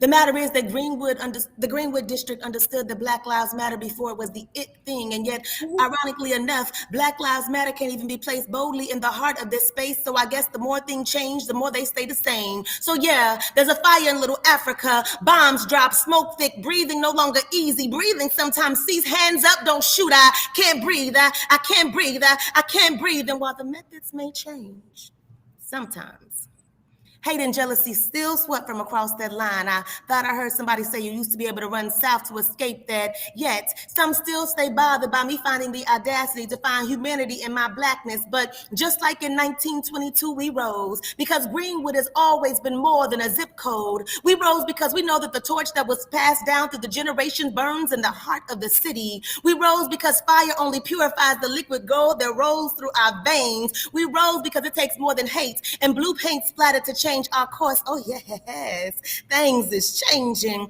I feel Macumba coming through. Now we understand what's been true all along, that we don't ask permission, we give notice. So consider yourself notified that Greenwood is rising again. And while broken over and over again, we will put her back together. Consider yourself notified that hate don't live here no more. You come in love or you don't come at all. You come in peace, decency, humanity, economic Black opportunities, Black foot traffic, Black-owned storefronts, respect for the history, legacy, commitment to revitalization and sanctuary, or you don't come at all. Black Wall Street was always more than the money, but let's face it, money talks, and it's time for some people to speak up. Greenwood has always been the trendsetter. The world is watching and waiting, and I promise we're gonna make it worth their while. Greenwood, sweet, sweet Greenwood, rich with a heritage and a knowing. Got my heart swooning over the possibilities. Got me open to the probability. And I'm not the only one I know. You know how I know? My city told me. Thanks. I know, Donovan. I got a fan of some more. We got the smoke. I can't even see through the smoke. Baby, you burnt that. Oh, thank y'all. That was amazing. Oh Thank you, Jerica. Yes, thank you. Please do not be surprised when some of these heartbeats that's aspiring artists are going to be jumping in your DMs. I mean, singers, rappers, people that do art, they are going to be on you because these connections are so valuable. You too, Mr. Marlon.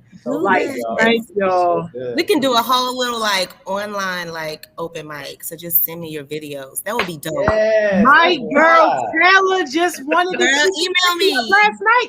Taylor just said, let's do an open mic. I'm like, all right. Yeah, let's do it. Nice. Email me. It's done. It's done. We gotta go. We completely out of time. But if y'all had to leave us with one 5-second jewel, what would it be? You know, each of you were born to make an indelible mark on the earth that no one can erase. And if you don't make that mark, it won't be made. And it's best made by being yourself.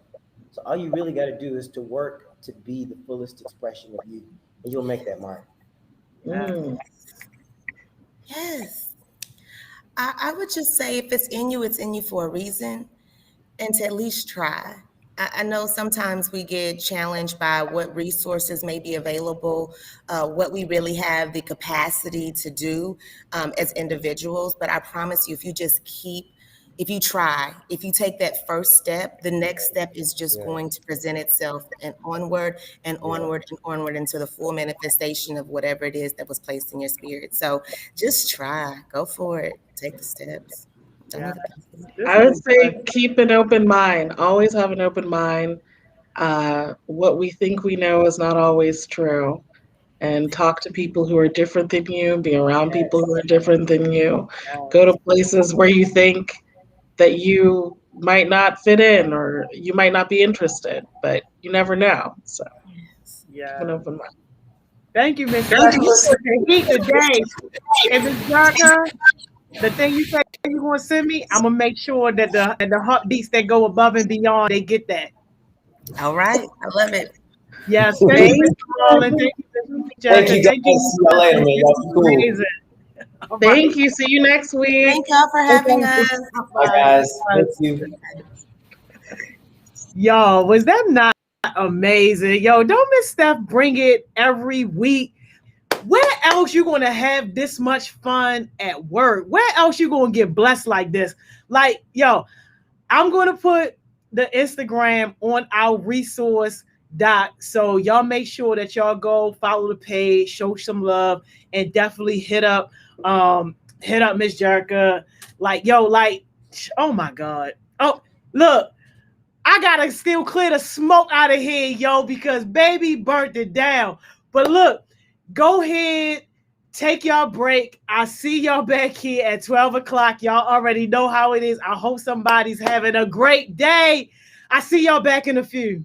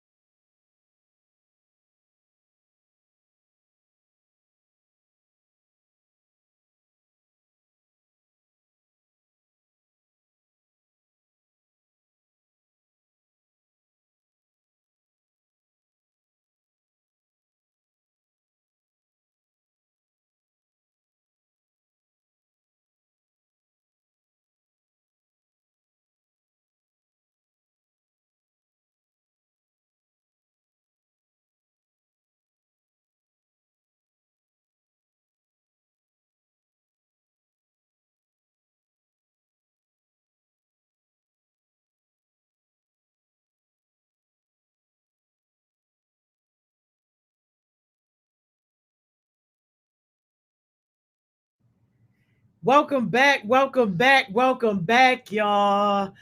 I hope somebody had a great break. And yo, I really hope somebody is having a great day at work today. Y'all, did Miss Stephanie bring the heat today or what?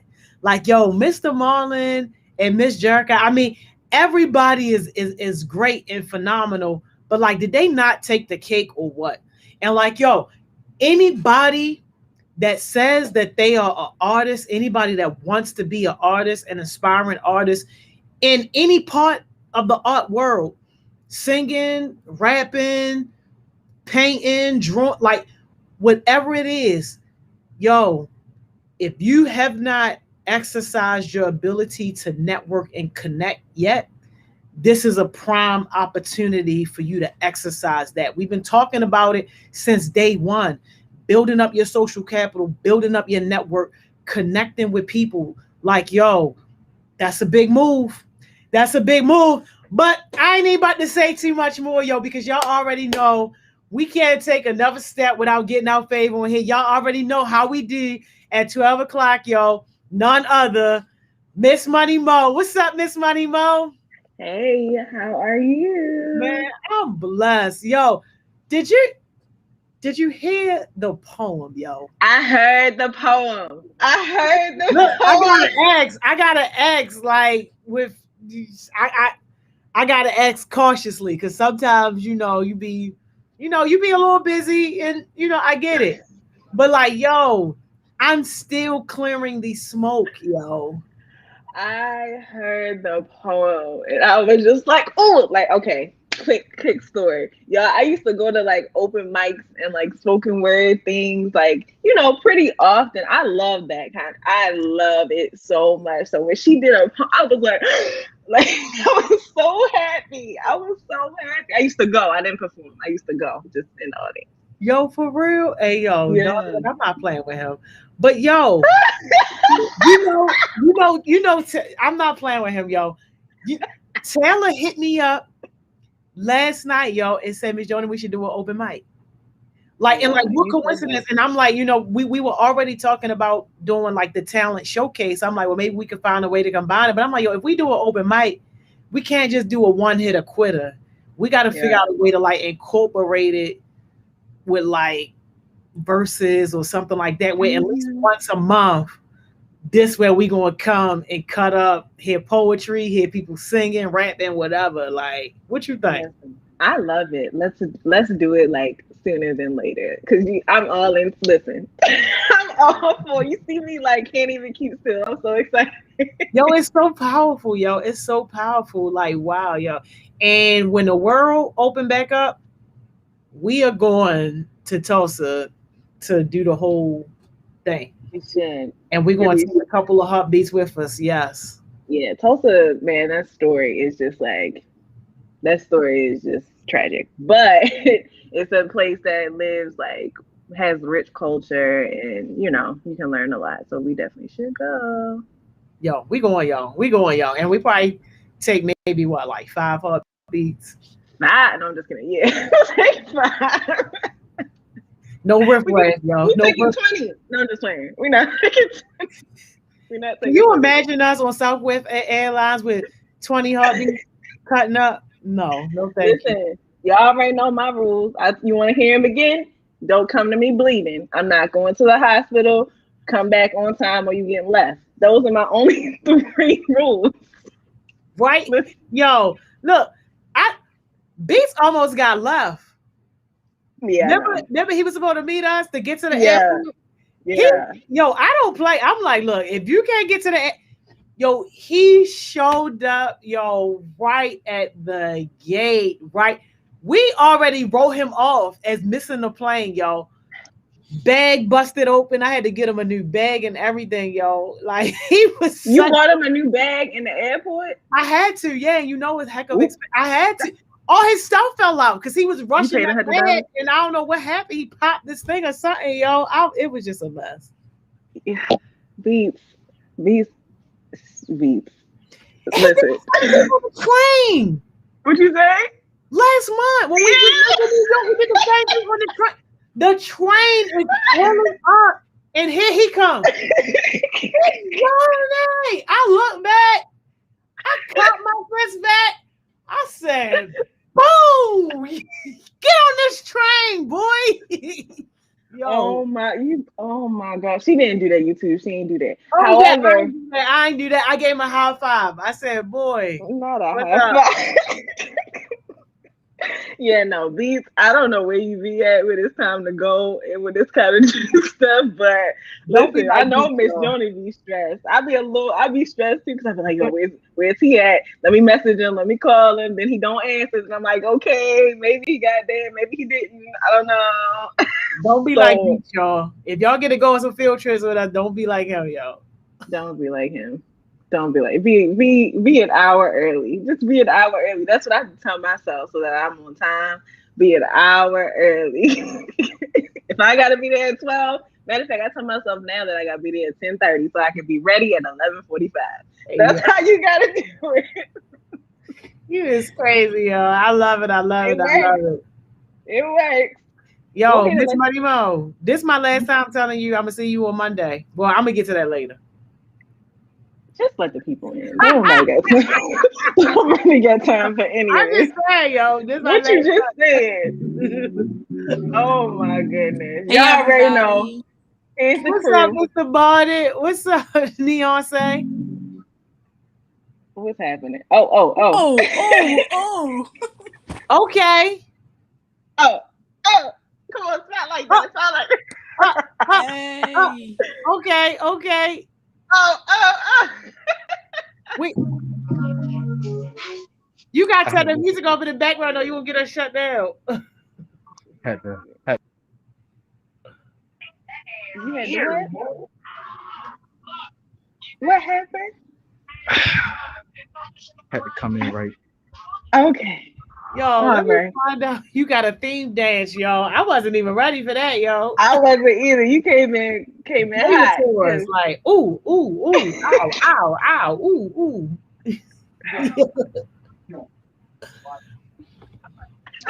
I'm sorry. All right. Hi, Grand Rising, Queen and King. How are you? I can't. Hey, Donovan. How y'all feeling? I'm good. Good. Y'all already know what it is. Here's the crew. We just missing Jayla. We just missing Jayla at this point. But y'all, or Donovan. Mm-hmm. Jayla or Donovan. This is the crew. Now I ain't talking about can he get the link. What y'all think? Oh, I ain't never been on a session with my man's Mr. Elaborator. Oh my goodness. Yeah, he can come on here. Oh wait, Not yet. hold up. On a scale from 1 to 10, how was the new entrance? I've been working on it. It was great. It was an 11. It was an 11. I give you an 11. We don't get higher because you came in with music and we didn't know, so we about to get shut down. However, the dance was an 11. We love to see it. Y'all know I've seen that. That's why Naeem asked me, because he knows that I'm gonna be like, yeah. Hold up, it's gonna be a long session, so I got whip out. No, it's not. It's gonna still be the 40. Well, at this point, I don't know. I can't do math, but 30-something minutes. I got whip out the bag. What bag? Cause if it's a long session, I gotta have my bag. It's not a long session. Do I gotta whip out my time? Oh my! Is that a bonnet? Yes. Yo. Oh my God. That's okay. a Mr. Bonnet? Huh? That's one of his bonnets? He made that? Oh. Okay, y'all. Here we go. Opening question. Kind of similar, kind of not to yesterday. It's not really, because yesterday was zombie apocalypse. You're stranded on a desert island, okay? I already know. I already got who I want. You're not getting stranded with people. You're not getting stranded with people. What am I getting stranded with? Monkeys? You can only take 3 things that will save you. Who is that? That was my father. Hey, Dad. What's funny, Dad? We want to laugh too. Because he tried to steal my snack bag, and I looked at him with a stink eye. Oh my God. Okay, does that say hi? Man, they yours. You welcome. Anyway, all right. You on a desert island. You can only take 3 things that get you off the island. What 3 things are you taking? Let's see. Well, what 3 things do you wish that you had? Because I guess if you stranded, it wasn't your choice to Hold go. up. You know what I mean? Are we allowed to have fun with this, or do we have to be playing serious? Have fun with it, but have an explanation for each of your items. What's today's snack of choice? Is that the same thing? All right, come on. All right. Let me see. 3 things.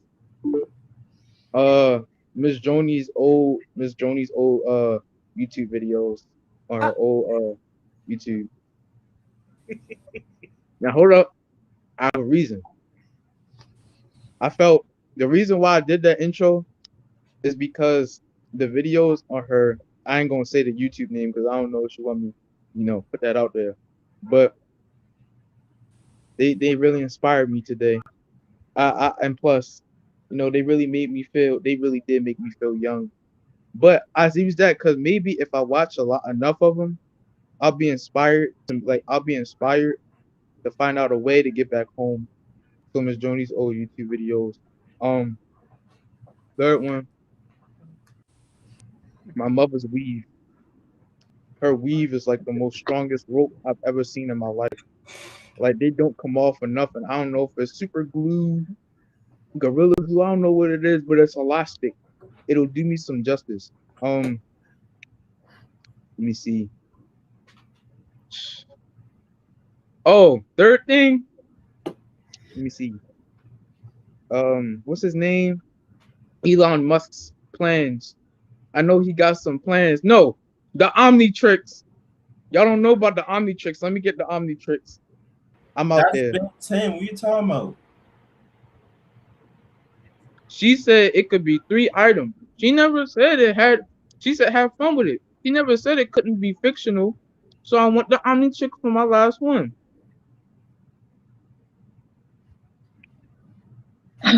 Thank you, Antonio. Thank you so much. Okay. Naija or Naeem? All right, so 3 things that I can get off the island with. All right, I'll say,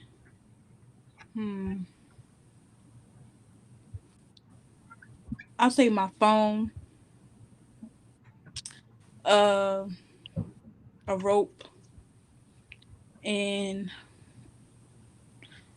one of them flares that people be shooting up in the air to get people attention. Yeah. Okay, thank you. That's more practical. That's way more practical. I appreciate you. All right. Naeem. Not a compass, anyway. Naeem.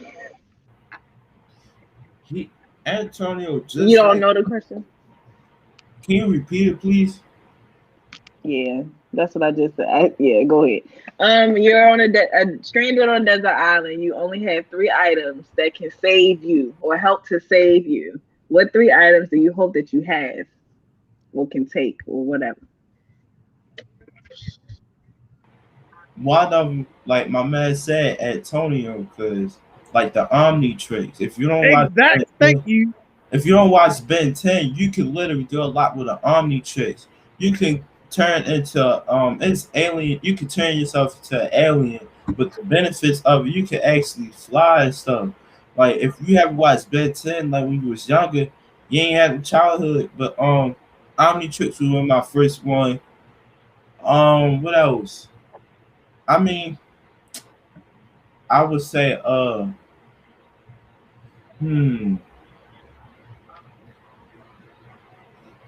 You have to write your stuff backwards for it to show up. Nine, focus. Not him reading it out loud.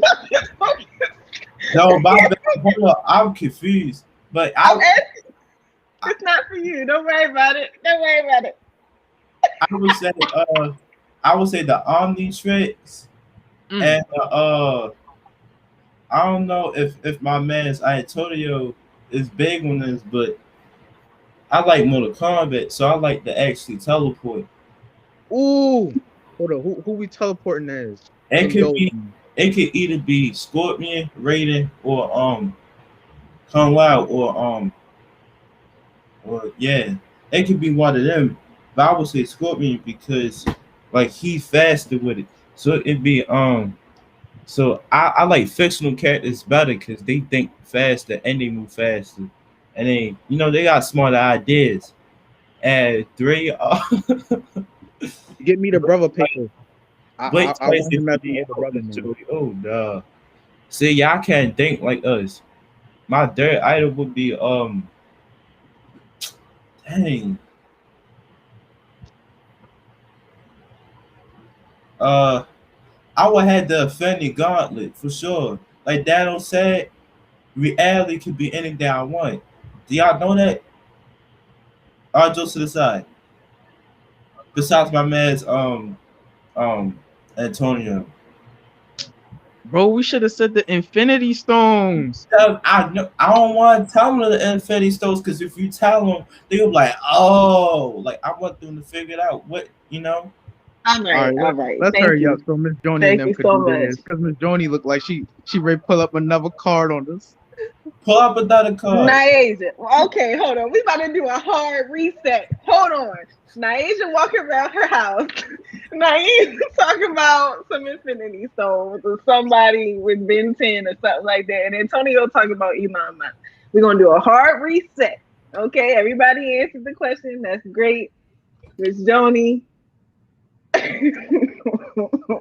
I have a sign too, but I feel like when I hold it up, it's gonna show backwards because I feel like it mirrors for me. But anyway, continue. Miss Joni, what's your answer? What is your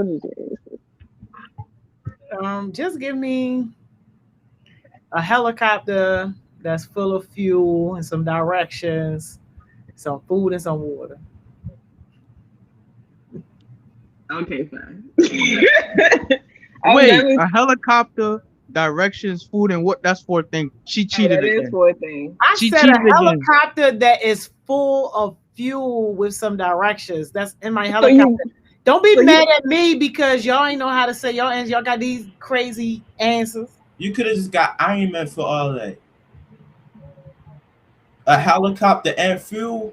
He got This the last Ghetto Friday 12 o'clock y'all get, so enjoy it. It is the last one because next week is gonna look a little bit different at 12 o'clock. So dang. Oh well. This the last. This the last one, y'all. Aren't you gonna miss it so much? Okay. Oh, you not? Oh, tell me how you really feel.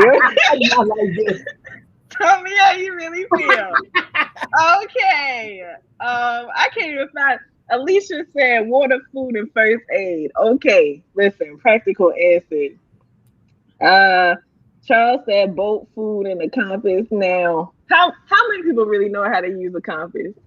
Like, really know how to use one? I haven't held a compass in a long time. What'd you say? It depends on the compass. Are we speaking like, the one that has to do with metal, or like the compass we have nowadays? You asking the wrong person. I don't know how compasses work. I know how to use one. I don't know what makes it work. Okay. Yes, Naeem. Do you have something I don't know how to say? I don't know how to use a compass, but I know how to use the Omnitrix though. Omnitrix. Like I said, if you don't know what that is, your childhood was a Norlet back then. But because I remember everybody wanted one. I can't even get one myself. Okay. Y'all, listen. Thank you for answering the question at this point. Thank you for answering the question. We're going to get started on what we're doing today, what we're supposed to be doing today. Not the sad face. It's okay. You'll be all right. Oh, poor Miss Joni. I hope that you're okay soon. Yeah. Oh, y'all saw me walking around my house? Yes. I was getting you didn't. mail outside. Yeah, okay, that's fine. Just we got the point power out today. Turn the camera off. Turn the camera off. If you're doing anything but sitting in front of the camera, not you thought it was off. It's no way. It's no way. All right, y'all. All right. Today we're gonna talk about just like what your life looks like. Like, are you living your life? in a life that you want to live, or you live in somebody else's life or somebody's expectations of you? Like, what does your life look like? So that's what we're gonna talk about. Hopefully. Help us, Jesus. Okay. So who influences you, or who influences me if you're talking to yourself? Think about the people that you allow to influence you. Do you trust them? Are they goal oriented and productive? Are they respectful? Do they project their wants and their needs, or some combination of both, onto you? Those are not all the questions, of course, that you should answer yourself, but those are some really good questions that you can ask yourself about, like, who do you go to for advice, or who do you trust with like their opinions and their input and things like that? So do y'all have people that you can trust, that are goal oriented, productive, respectful, and don't project their like wants and needs onto you? People up on the screen. Yes. I do. Yes. Okay. You know what? I ain't gonna say it. I have a few, but I ain't gonna say all of them. See, my mother, she taught me, like, one of the questions, like, I trust her a lot, cause I trust her more than anybody, to be honest, because I was mostly raised by my mother, because my father would usually be at work. Goal oriented, she's the reason, like, she's one of the main reasons of how I got my goal of animation and drawing, because she put me on. And then the last one I'm gonna answer is, are they respectful?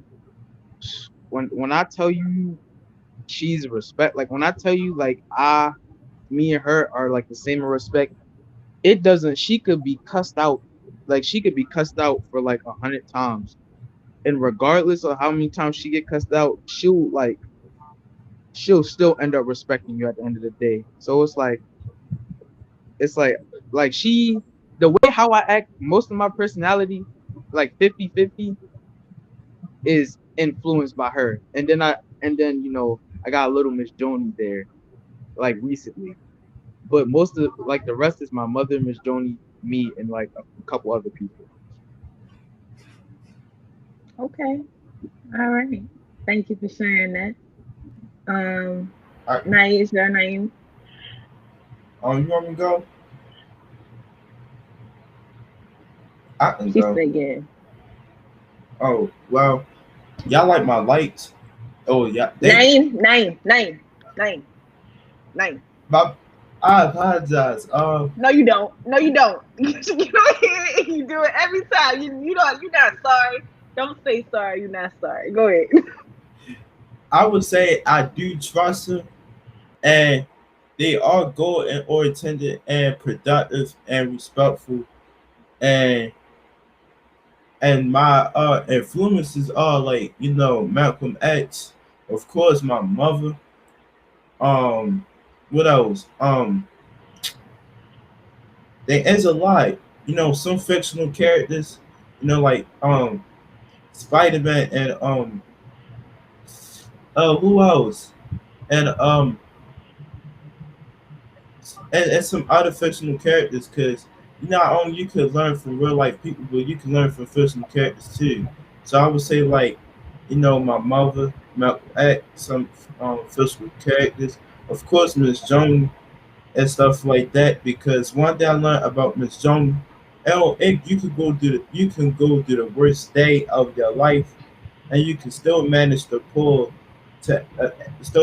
be optimistic and be like positive, and actually go and do not always let that distract you. Because I remember it's like when I always go do something, I always like broke down emotionally. Well, of course, in anger or whatever.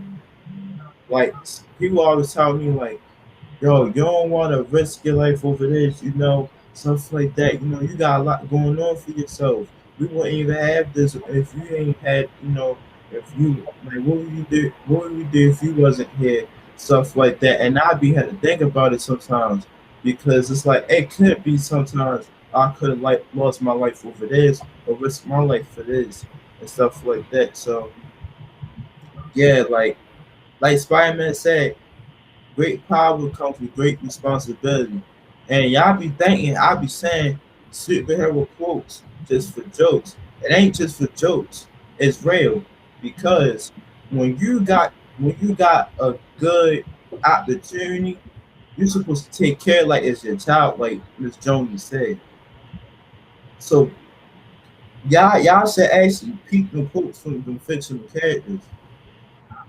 And like Daniel said, reality could be anything I want. Why do you think he said that? Because he said it because he had to offend the gauntlet. Like how I could get this project done in a minute because I got discipline. And I got discipline, but I got goals for myself, and I know how to hold myself accountable. All right, Naeem. All right, okay, you redeem yourself from the lights and and all of that. All right, thank you, Naija. Anything that you wanted to share? Oh,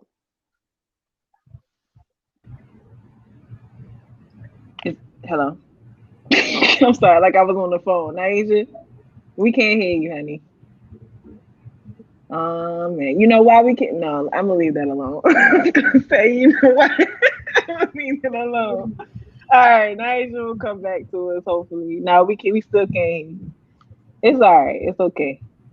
Kind of going to the same thing, like what influences you. So we talked about like the who, but think about the things that like you allow to influence you. Like could be like your attitude, your environment, things like that. Things that are not necessarily people, but things that could be happening around you and to you. Like what are those things, and do they ultimately matter or do they not matter? Naija, you with us?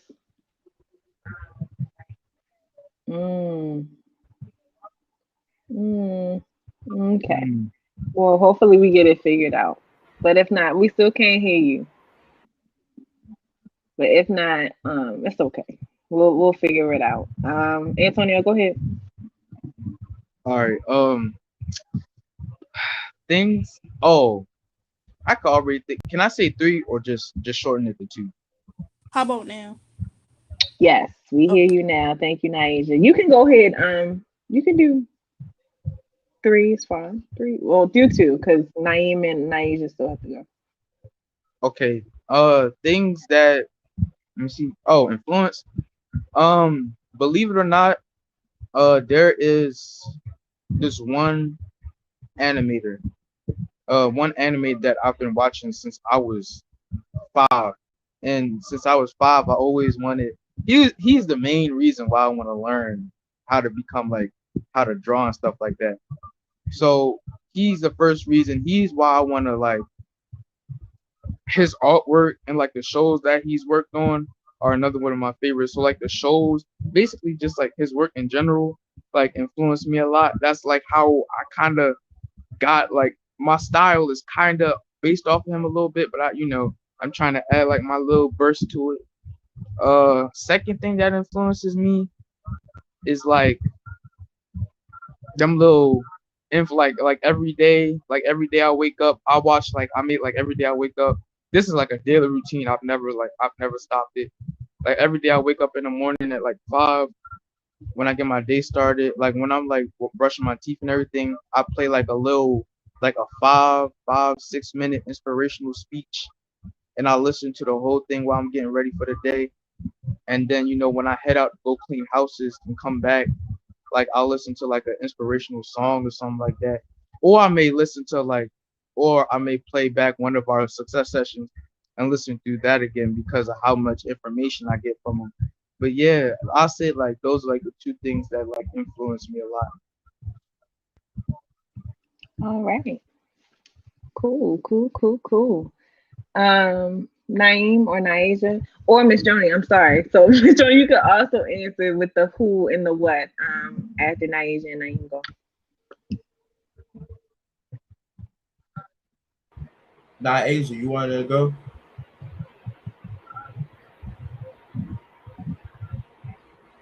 Naija. Oh no, what's happening? Verizon gods, come get her. We gotta fix the audio jack. We gotta fix the audio jack. I ain't gonna It's lie. okay. I ain't gonna lie. I don't want to throw it around, but It's all right. It's okay. Naija, if you can still hear us right now, I know you popped off, but you let's go ahead and put it in the chat just in case. Just in case. wait, she back. You can you hear her? back. Naija, say something. Anything. Nope. Oh. Wow, what's happening? This hasn't happened this long in a while. Verizon girl. What'd you say? We could just hear her before elaborate one. I know. I don't know what's happening. It's okay. If you come back and your sound is on, you going. I'm about to just ask you all the questions so that sound won't go out no more. It's okay. Naeem, go ahead and go. And then hopefully we get Naija's sound back. Who are they and do they matter? If you know me, I'm a video gamer. So it's like I only play video games out of boredom. I play video games like to actually learn from people, and I apply it to my life situations. So I've been playing games since I was like out the womb. You feel me? Out the womb. So it's like I had all the PlayStation all my life. I feel like the influences I really look up to that's like fictional and all that. I would say like there's a lot of people, to be honest. Dang. I ain't even lie. I do okay. See. I look. I only. Dang. It's all right, Naeem. Just take your time. Just think about it. Take your time. You're doing fine. Let me see if we can hear Naija. Can Say y'all hear hi. me? Oh, praise the Lord. Yeah. Yes. Oh, Lord. Naeem, Oh, Lord. go ahead and think about it, and we're gonna let Naija go while she got her sound on. Go ahead, Naija. All right, so okay, so do other things that you influences. The things that I let influence me is okay, so like Naeem said, I play the game. So I don't play the game just to play the game. See, me, I had an anger problem in the game. Well, don't get me wrong, the game make you mad sometimes, but the game calms me down. Certain games calm me down. So that influenced me to learn from, because some of the games I played, some of them negative, some of them positive, but it's just like the game get through me sometimes, and I just feel as though like that influence, that impact in my life, because if I didn't have my game, I would be just like start breaking stuff in my room. It's just like start just like throwing things out, like, cause like me, my attitude used to be really bad, but it's not as bad as it used to be. I'm very like when certain situations, I'm very calm now. I don't get much mad how I used to be, or I just be like, okay, well, I'm getting mad, so let me just go play my game. So I guess the game is like kind of like a good influence in my opinion. Okay. All right. Naeem, you wanna? Oh, thank you, Naija. Naeem, you wanna come back? Most definitely. I would say, well, I agree with not Asian. I would say like my video games and what I wear, to be honest, and how I dress. Like with the video games part, like she said, it's like without the video games, I wouldn't even actually, like, to be honest, I wouldn't really be the like type of person I am today.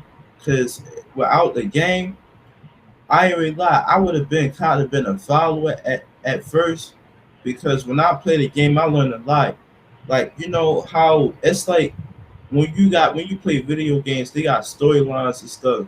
It'll be sometimes where the more the story is, never trust anybody, be careful who you be around, stuff like that. And it be games where you know, you got choices who to pick and stuff like that, and give preference, but at the same time, you think in yourself, "Oh, is this for the better?" Like, say example, like you know, you playing a game about they about to save the world. You got one person that's trying to use people as weapons or leeches and stuff like that, and you got one person that be like, "Nah, man, I think we shouldn't do that. I feel like we should just be regular people, live our lives." And then they clash to each other, and they just do not like each other. They got two different perspectives, and you got in the end of the story, you got to pick which one you want to go with. Obviously, you want to pick the one that's good, but the people that don't like the good people often pick the villain. So You that's know, how life it is.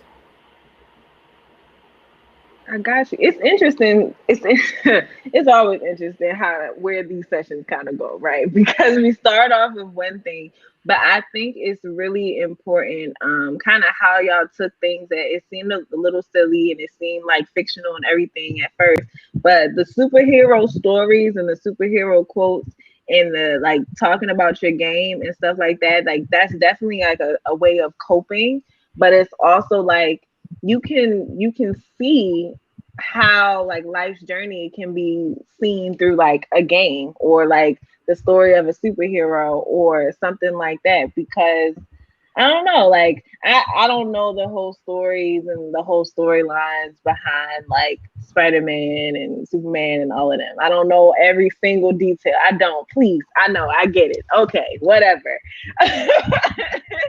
But I do know like what a superhero is. If you think about what a superhero is, it's normally a misunderstood person or just a who seems like a normal person in real life, but then once something happens, when somebody needs something or when somebody needs certain resource or whatever, they show up and they show out. So I call Miss Joni a superhero. So I do. I'm not gonna start it. I'm not, but I do call Miss Joni a superhero. So I get how y'all can definitely connect those fictional things to kind of apply to real life to navigate through life. So I appreciate y'all sharing. Go ahead, Antonio.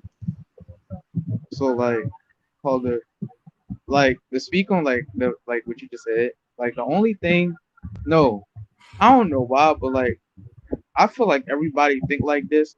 But if you really think about it, like Miss Joni, I don't really know like the beginning of the Heart Smiles origin, but like if you really think about it, Miss Joni is like the mother of the whole thing, and it's like the people she worked with in terms of adults are kind of like she's like the mother, and the people she work with are siblings, and it's like but like the kids that she teach are basically her children. So it's like if you really think about it, Heart Smiles is basically like she basically started her very own side to side family. If you like, it depends on how you look at it. I just like that just hit my mind as soon as you said that. I'm sorry, Miss Joni. I apologize. I really don't know that we gonna turn like this. I don't know. I'm sorry. I apologize. I didn't know. I should have shut my fat mouth up, right? Yeah, okay. This But my ball, bad. It was just like it just popped up. It just popped up. Thank you, Mr. Barty, but we're not doing that today. Wow. We ain't doing that today because I can't take it, yo. I can't take it in my icebox. It's all right, y'all. Save it for reflections. Don't next say week. Hold up, wait. Hold up. This all right. Since we're all leaving this Friday, well, not all of us, because some are probably going to. But look, this Friday, look, like just one time, she should let all of the new heartbeats get one, like give her one special sentence without her not letting us finish. One, That's not a good just one, idea. or a word. It's doing not it a by great the idea. sentence. No. One no, word. No. Oh, it's not a good idea. I can't do it. Miss Joni's going to fight she me. won't let that. Listen, she's going to fight me if I allow y'all to do that. Okay, y'all want me to be beat up? Is that what y'all want? Me Is and that what Naeem y'all got the want? Omnitrix. Don't worry. No, I think that's what y'all want, and that's not okay with me. So we're gonna go on to Jules, okay? Because we only got a few minutes left. Thank you. So Give y'all Jules, please, and let's I want to get go up last. off of here. Mine's is special. I want to go last this time. Okay, you want to go last? Okay, Naeem or Naisha, who's going first? We doing our jewel? Yeah. All right. So my jewel is for y'all today. Sorry if I get distant. My life got real. I have goals that require my full attention. Okay. Did you post that? Did you post that? No, I didn't. You posted my jewel from yesterday, and I've been posting my jewel yesterday. So I gotta post that jewel. You gotta post this jewel today. Oh, you stealing? Oh, that was hard. I like that.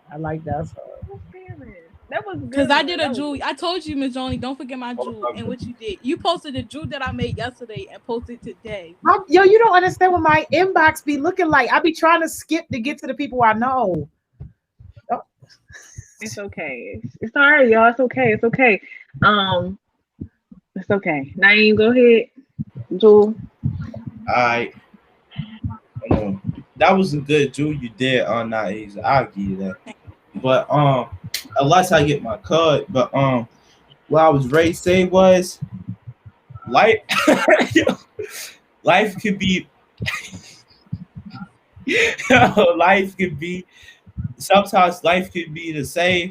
It don't matter how many times you flip your bread, it'll still be the same. It'll still be plain, unless it could be different when you actually put a different pasting on it, like peanut butter or jelly. Like your life could be peanut butter, which is bad, but when you add the jelly on it, it could be good. So you gotta actually think about it.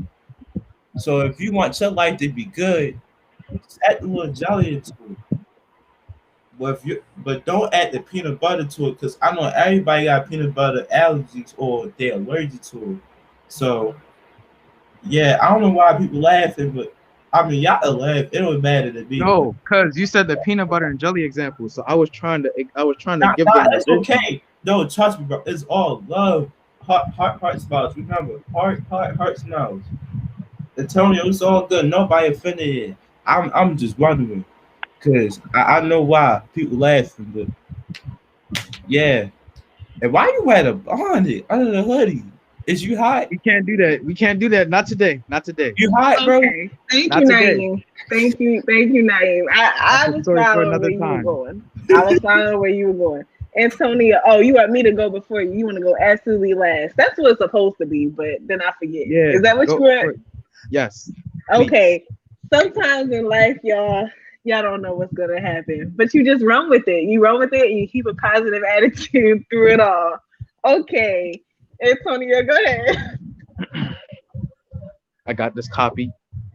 You gotta watch all right, my jewel, you gotta watch your back and let these people from a distance. It's so messed up out here. I got all these people tripping. So at the end, so whenever you feel sick or whenever you feel sad, just make sure you realize like life isn't really that bad. Good day. Okay, Power. Hey, with the rap mic drop. Okay, yo, Martin Jennifer got me dead, yo. What do you say? I had to get my asthma pump. Don't even scroll up. But thank God. I did. I scrolled Wait, let up. me give y'all one more. No, it's only one.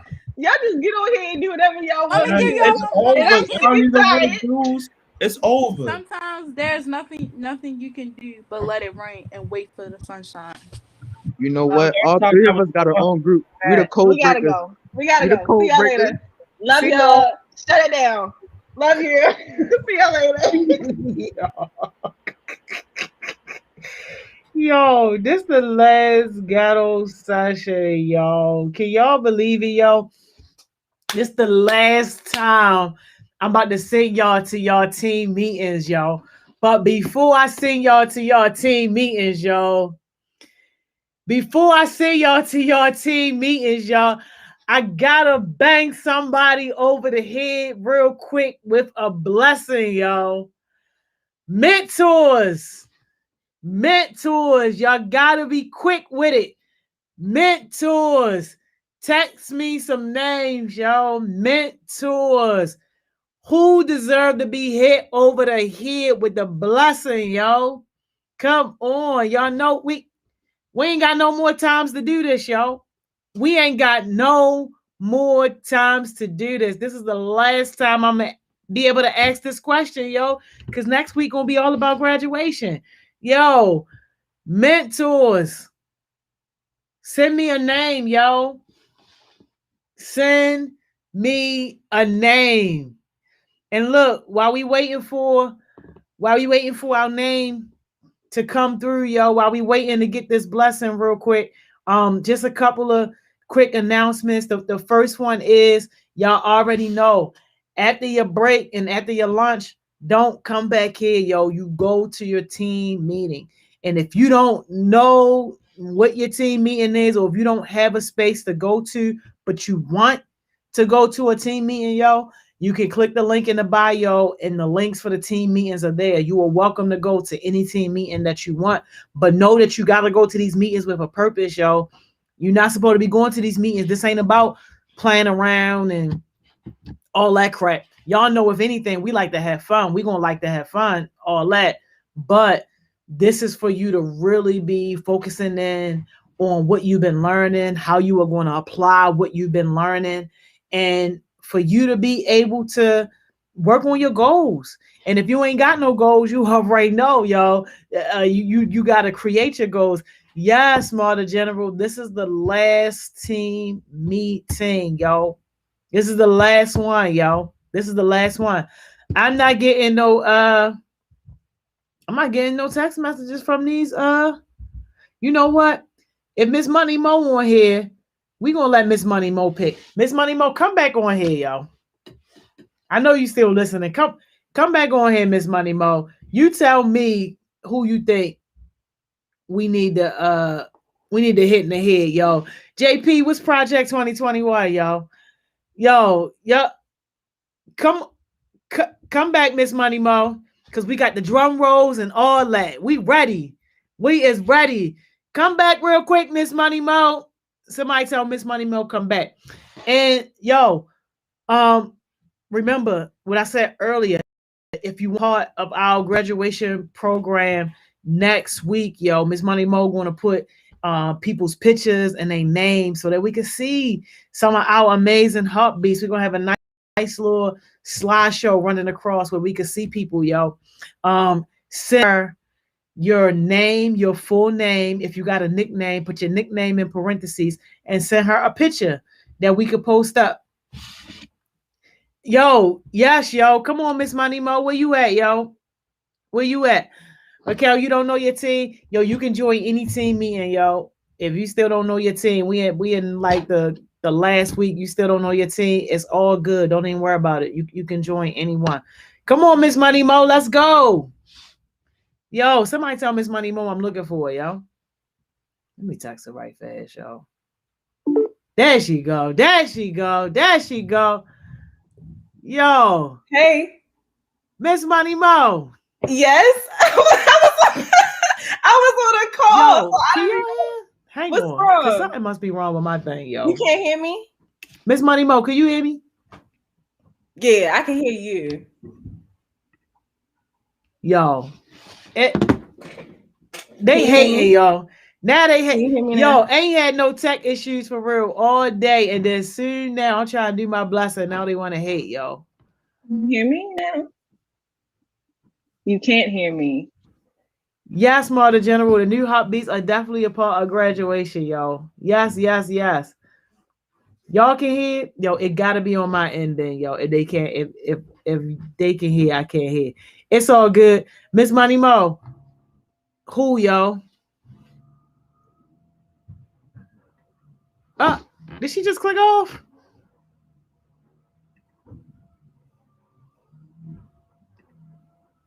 Yo, did Miss Money Mo just click off, yo?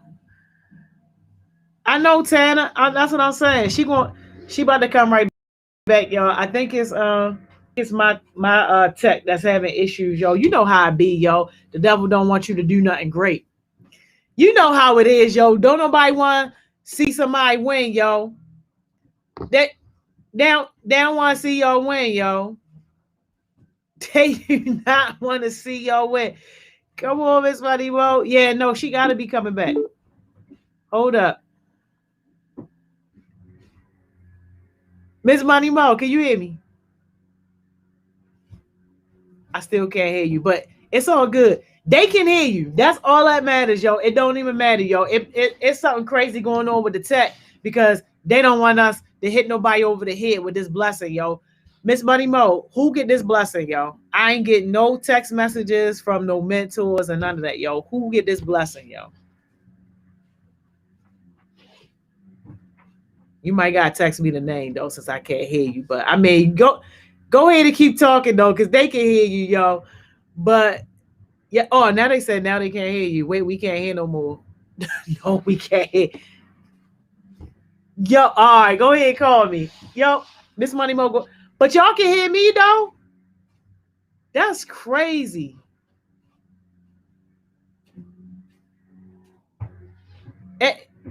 Yo.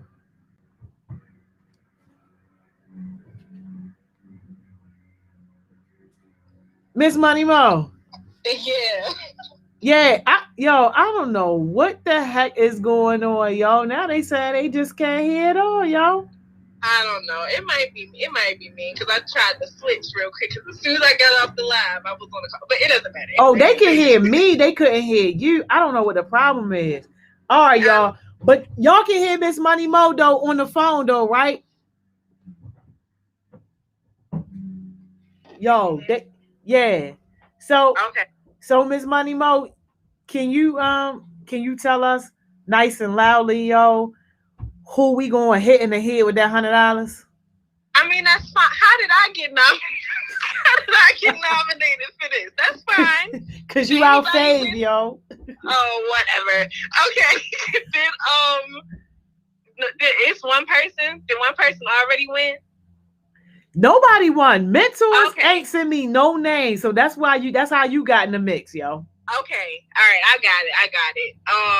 So all right, my person is definitely Antonio, and that's because listen, Antonio he's there, he shows up, he always has something good and valuable to say, and before he even knows what we talking about, this man is in my messages talking about, can I get the link? Can I contribute? Can I do anything? So that's my person. Hey, Mr. Bonnet. Mr. Bonnet, DM me your Cash App right now. Thank you so much, Miss Money Mo. That's amazing. Thank you. You're welcome. All right, see you. See you later. Yo, y'all heard that? Yo, Mr. Bonnet, DM me your Cash App right now, yo. And look, y'all, I hope that somebody is learning a lesson, yo.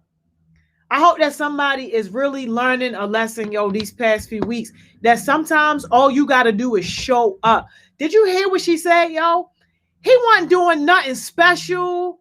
He wasn't doing nothing crazy. Like, it wasn't nothing like specific, none of that. All he was doing was showing up, offering his help. That's it, yo. Just putting himself in the space, yo. We about to do this. I see you, Mr. Bonnet. Yo, and you know what? I could definitely say that this is well-deserved because you definitely been showing up and showing out, yo. You even came to the in-person event, yo. Like, definitely well-deserved, yo. We about to get this. I'm putting it in right now, yo. Yo, I promise you, yo, somebody is blocking their own blessing because you don't show up. I promise you, yo, somebody is blocking their blessing right now because they are content staying stuck in their shell. The shell ain't it, baby. Hey, Mr. Bonnet, congrats. Congrats, Mr. Bonnet. Mr. Bonnet, congratulations, yo. Definitely well-deserved. Yo, we appreciate your presence. Yo, check this out. I only got 5 more times, yo, to scream this out to y'all. I only got 5 more times to scream this out to y'all, and y'all already know where I'm going with this, yo. Go be productive. Go be productive. Yo, I only got 5 more times to tell you that. It's still some light outside, yo. You still got about at least 5 more working hours in this day, yo. I don't care what kind of job you get after your youth works job, yo. I don't care what kind of job you find yourself in. Don't you ever work all day and then get off of work and not work towards your version of success. I know that we are ending the workday, but this should not be ending your day, yo. This should be starting your day. And yes, y'all definitely got to attend your team meetings, yo. But like, yo, it should be starting your day. This is where you discipline yourself. Kira, you already know, yo. Donovan, you already know. This is where you discipline yourself to make sure that your attention stays on your goals, yo. Stays on your version of success. It's going to be a lot of things trying to get your attention. All the drama going to be trying to get your attention. People that don't got no goals for their own life going to be trying to get your attention. Other just frivolous things, yo, scrolling the gram, scrolling TikTok, going to be trying to get your attention, yo. This is where you got to say, no, I'm keeping a promise to myself. I'm going to put my attention on my goals. I'm going to put my attention on where I want to be. I'm going to put my attention on where I see myself in the future. Yo, you got to discipline yourself. And if you ain't got no goals, yo, I only got 5 more times to get this headache, shorty. I got 5 more times to get this headache every time I think about people that don't got no goals. If you ain't got no goals, yo, that is a bigger problem. When you ain't got no goals, that's like you just walking around in life blindfolded. If you ain't got no goals, yo, you might as well close your eyes and try to cross across 695 or 83, because that's how life is when you ain't got no goals. You're going to be getting hit left and right and wondering why you laying on the side of the road, yo, not moving, not going nowhere in life, yo, because you ain't got no direction. You ain't got no goals. You got to have some goals, yo. And if you ain't got no goals, don't hit me up, yo. Do not hit my phone. Don't DM me. Don't text me. Definitely do not call me, yo. Do not hit me up, yo, if you ain't got no goals. That's not the conversation you want to have with me, yo. Hit up one of these OG heartbeats. Let them help you create some goals. And you ain't got to start all big, yo. You ain't got to jump out there all crazy. You can start small. What do we say every day? I got 5 more times to tell you this, and I hope that somebody has it ingrained in their mind, yo, because this is so true. The journey of 1,000,000 miles always begins with one step, yo. And if you haven't taken your first step, today can be the day that you take your first step, yo. Look, y'all know what it is. Take your break, take your lunch, then go to your team meeting, yo. We're going to have plenty of updates in the announcement sheet. So make sure that you are on the lookout for that. If you rock it with us later, I'll see you at 7 o'clock for Focus Friday. That's on Instagram Live. And it's not, if not, it's cool, yo. No hard feelings. Still have a great weekend. And this is my last time telling y'all this. I will see you on Monday right here, 10 a.m. That's my last time telling y'all that. Leela, you already know how we end it. I'm out of here, yo.